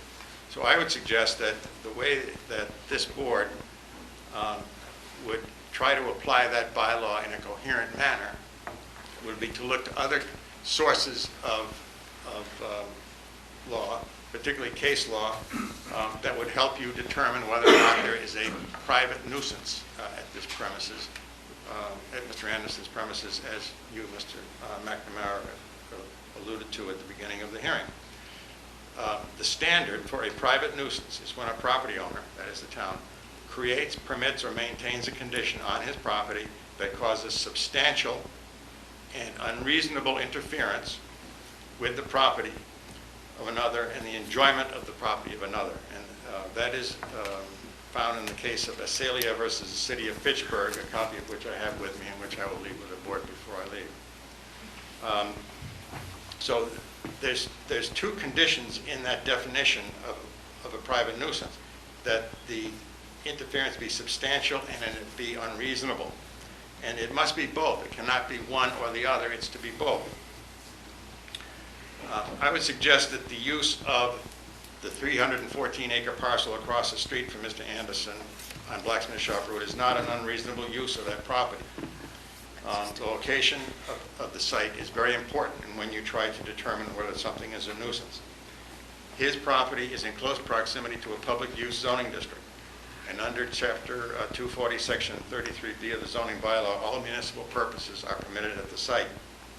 Now, a public use district is where a municipality locates its infrastructure. It's where it locates a wastewater treatment plant, a dog pound. It's where they locate public works facilities and other facilities that, by some people's standards, are considered incompatible with a quiet residential neighborhood.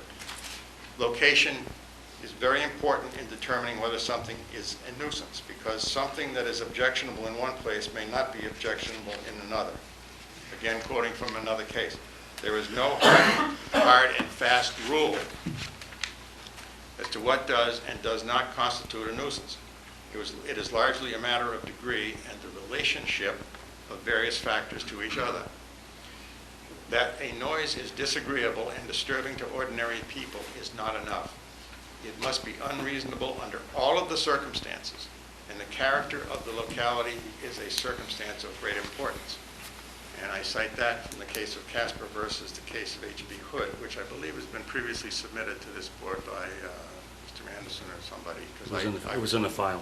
Okay, it was in the file. I saw it there. It's important to note that in that particular case, the plaintiff lived across the street from a milk processing plant. I believe it was in the town of Watertown. The plant made a lot of noise and kept them up all night. The court found that the residential property was across the street from an industrial district, that the noise was not an unreasonable industrial noise, in fact might be expected in an industrial district, and in any event it only bothered them in the summertime when the windows were open, didn't bother them in the wintertime. So there was a finding that that was not unreasonable. In this particular case, we have a situation where the Board of Selectmen shut down when 12 hours a day. It is shut down from 7 p.m. to 7 a.m.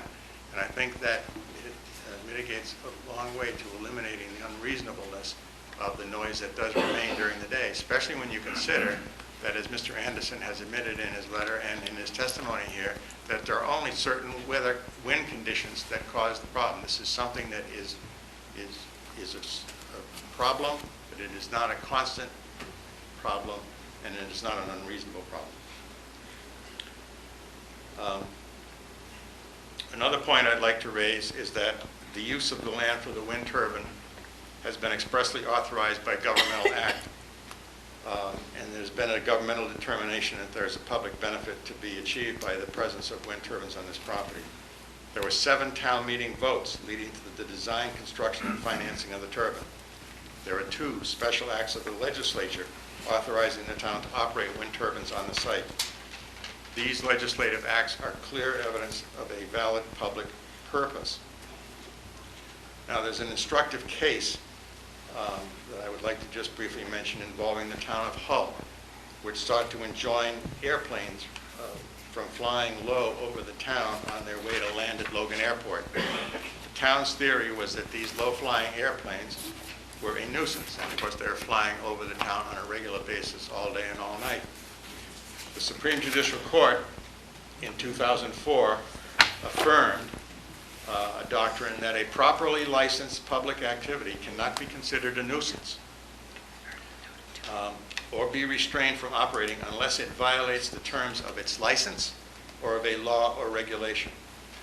Now, Wind 1 does not violate the terms of its license or permit. It has a building permit from the building commissioner. There is not a special permit with any conditions attached to it here.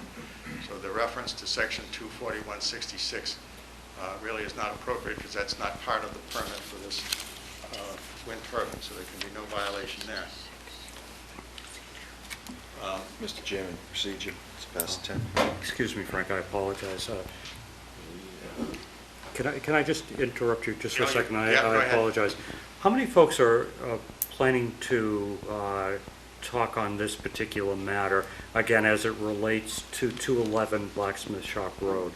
I'm just trying to get a sense of, the board has a 9:30 limitation for a reason, because we need to absorb all of this. And I tend to be inclined to continue this to 10:30, but if we're not going to wrap it up, we might as well, reschedule it at another time, because I think it's better.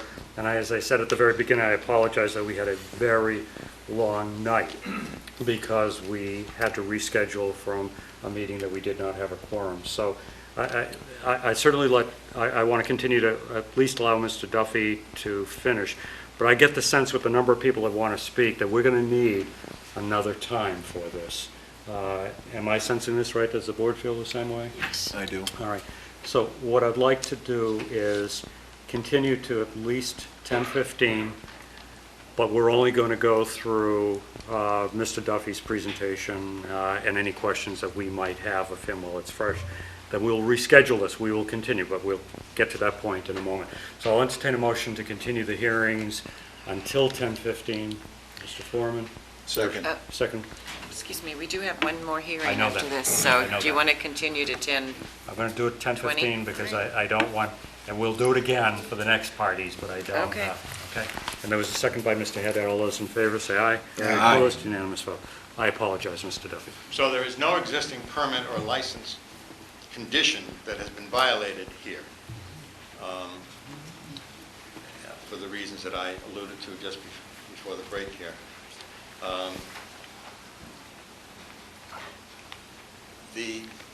There is no violation of law or regulation either, as Mr. Gore has referred to the fact that he considered the Mass DEP sound study, which was conducted at the request of the Town Department of Environmental Protection.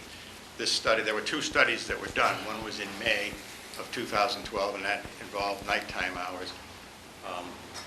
And then there's a study in November, which involved daytime hours. Now, Mass DEP policy and regulation determines that there is a noise violation when noise from the wind turbine or any source exceeds background noise by 10 decibels.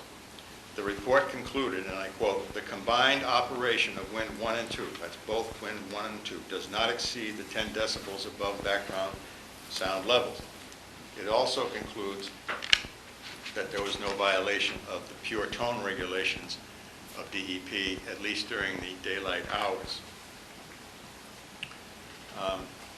With respect to the 40 decibels that are referred to in Section 24166 of the zoning bylaw, there's a little language in there that hasn't been mentioned tonight, but it says that that the standards of Section 24116B is a rebuttable presumption that noise in excess of 40 dBA is excessive.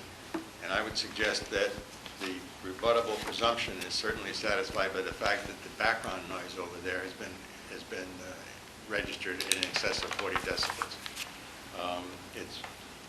It's a very difficult, in fact, an unrealistic standard to apply under the circumstances where your background noise already exceeds 40 decibels.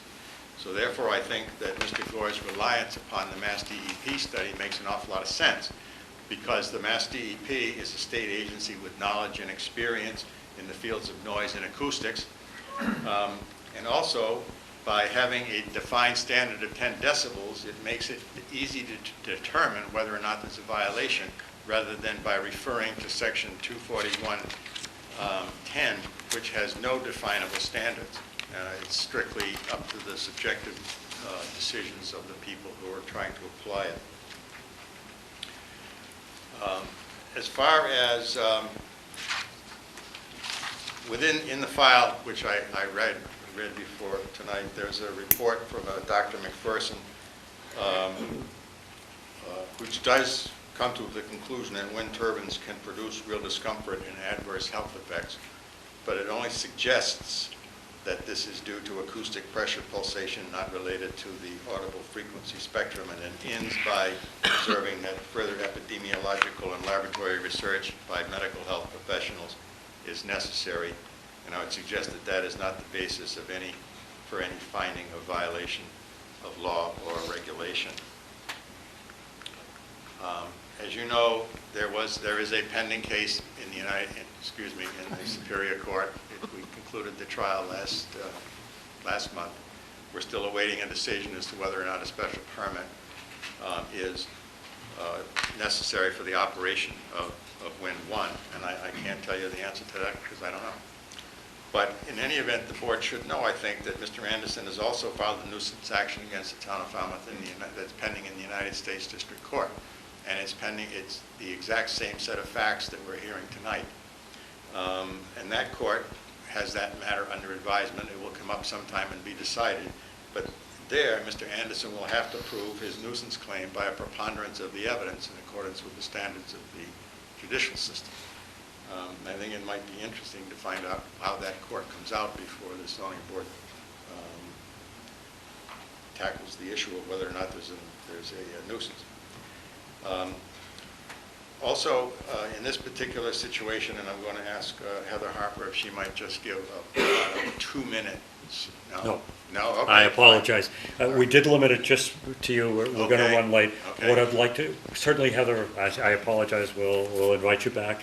But Frank, if I could, if there are any questions that the board might have of you at this point. I'd just like to say, yes, I've already mentioned it, Mr. Chairman, but the Board of Selectmen did vote to curtail the operation of Wind 1 and the other turbine also during the nighttime hours.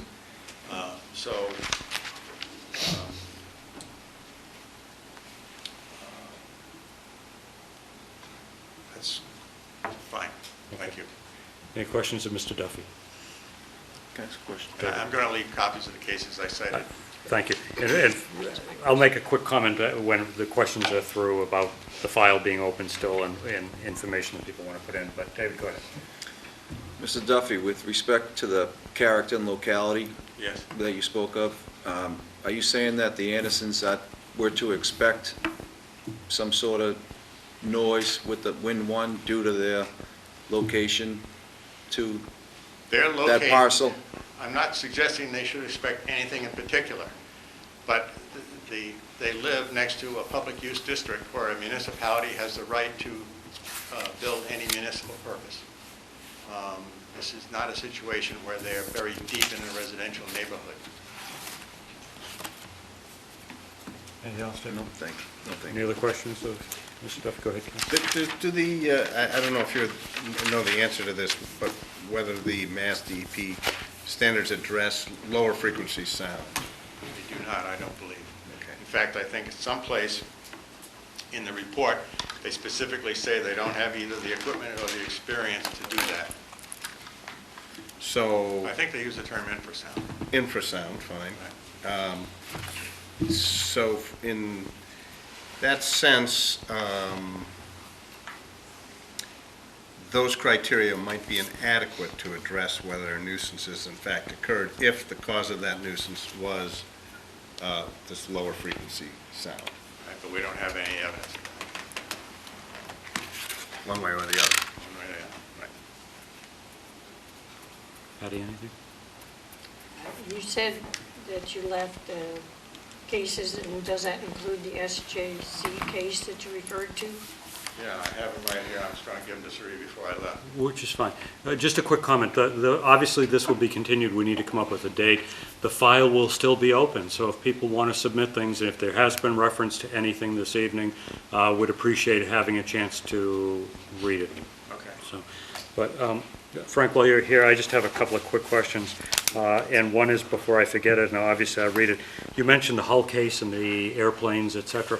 Was that a public nuisance case or a private nuisance case? Was it a homeowner or was it the town of Hull that was? It was the town of Hull that was making the claim in that particular case. Okay. You also mentioned that Mr. But Anderson. I believe that one of the issues was, okay. It was the town of Hull, yes. It was one of the plaintiffs. Mr. Anderson's complaints were about Wind 1. Right. Does it make a difference, though, in your view, that Mr. Gore's response was for Wind 1 and Wind 2? He referred to Wind 1 and Wind 2 because the Mass DEP studied both at the same time. In other words, they concluded that the 10 decibel limit was not exceeded by both Wind 1 and Wind 2 operating simultaneously. And I think, therefore, he sort of had to mention it because he didn't have any information specific about Wind 1, just Wind 1. Okay. Are you suggesting at all that in order for us to make a decision, we'd have to have Wind 2 shut down? No. Okay. No, it's not the subject of this appeal. What is not the subject of this appeal? This appeal is about Wind 1. But in order for us to look at Wind 1, would Wind 2 need to be shut down? Well, it's going to be hard to find that there's a violation of Wind 1 when the study he referred to counts for both Wind 1 and Wind 2. That's if we only rely on the study. That's the way I'm looking at it. Yeah, okay. And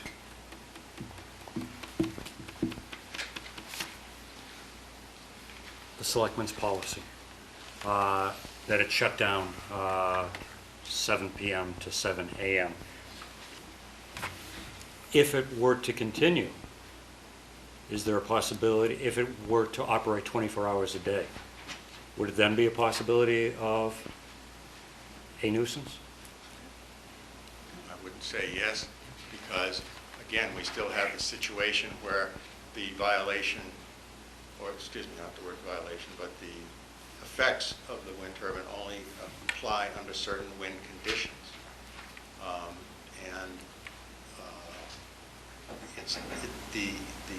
Whether or not the interference with Mr. Anderson's use of his house is unreasonable is determined in part by how long this continues. It might be very possible for him to sleep through the night, several nights in a row, and then not. So that's a question that I really can't answer, but I would suggest that. Okay. We'll pick up from here. When are you suggesting, Sari, that we can do this? And I don't know whether the board wants to entertain an additional date or not, because we do have town meeting coming up. The problem is town meeting and precinct meetings. Yeah. If I may. I apologize while we discuss one moment.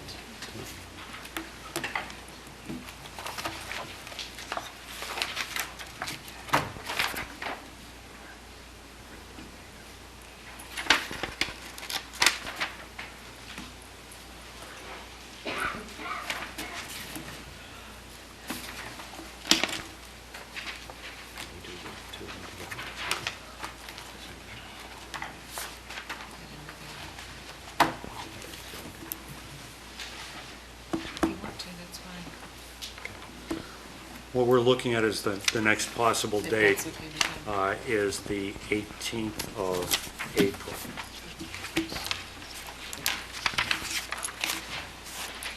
Is that the date we just looked at? Because Yes. we've got a very full agenda 2 weeks from now because of, again, the rescheduling. So the 18th of April. Frank? I'm not available on anything today. You're not available on the 18th? Okay, so that's probably not a good... May 2nd? May 2nd would be okay. May 2nd, all right, folks? As far as I know. Scott, David? Yep. May 2nd. All right, so before I take Yes, a motion on that, Excuse me, did we check with Mr. Anderson? yeah, May 2nd? I'll make myself available. Any procedural questions anyone has about where we're at, what we're about to do? And again, I apologize that we just didn't have enough time to get through all of it. We'll be continuing this if the board votes, and I'll accept a motion to continue this till May 2nd at 6:30 PM. I'll make that motion. I'll second it. There's a motion and a second. All those in favor say aye. Aye. Opposed, unanimous vote. Thank you all for your participation and your assistance with this. We are going to continue. We have another hearing after this, so I'd ask you to be as quiet as possible. Okay. I would entertain a motion to continue our hearings till 10:30. Sri, do I need to? I'll make that motion. Continue the hearings till 10:30? Mr. Haddad and Mr. Zelinski, Julie, all those in favor of continuing the hearings till 10:30, say aye. Aye. Opposed, unanimous vote. Seconded that. Okay. Mr. These two, Zelinski. Haddad and Zelinski. Take a short bathroom break. Does anybody have anything for that? We're going to take just a 1-minute break as we get geared up for the next applicant.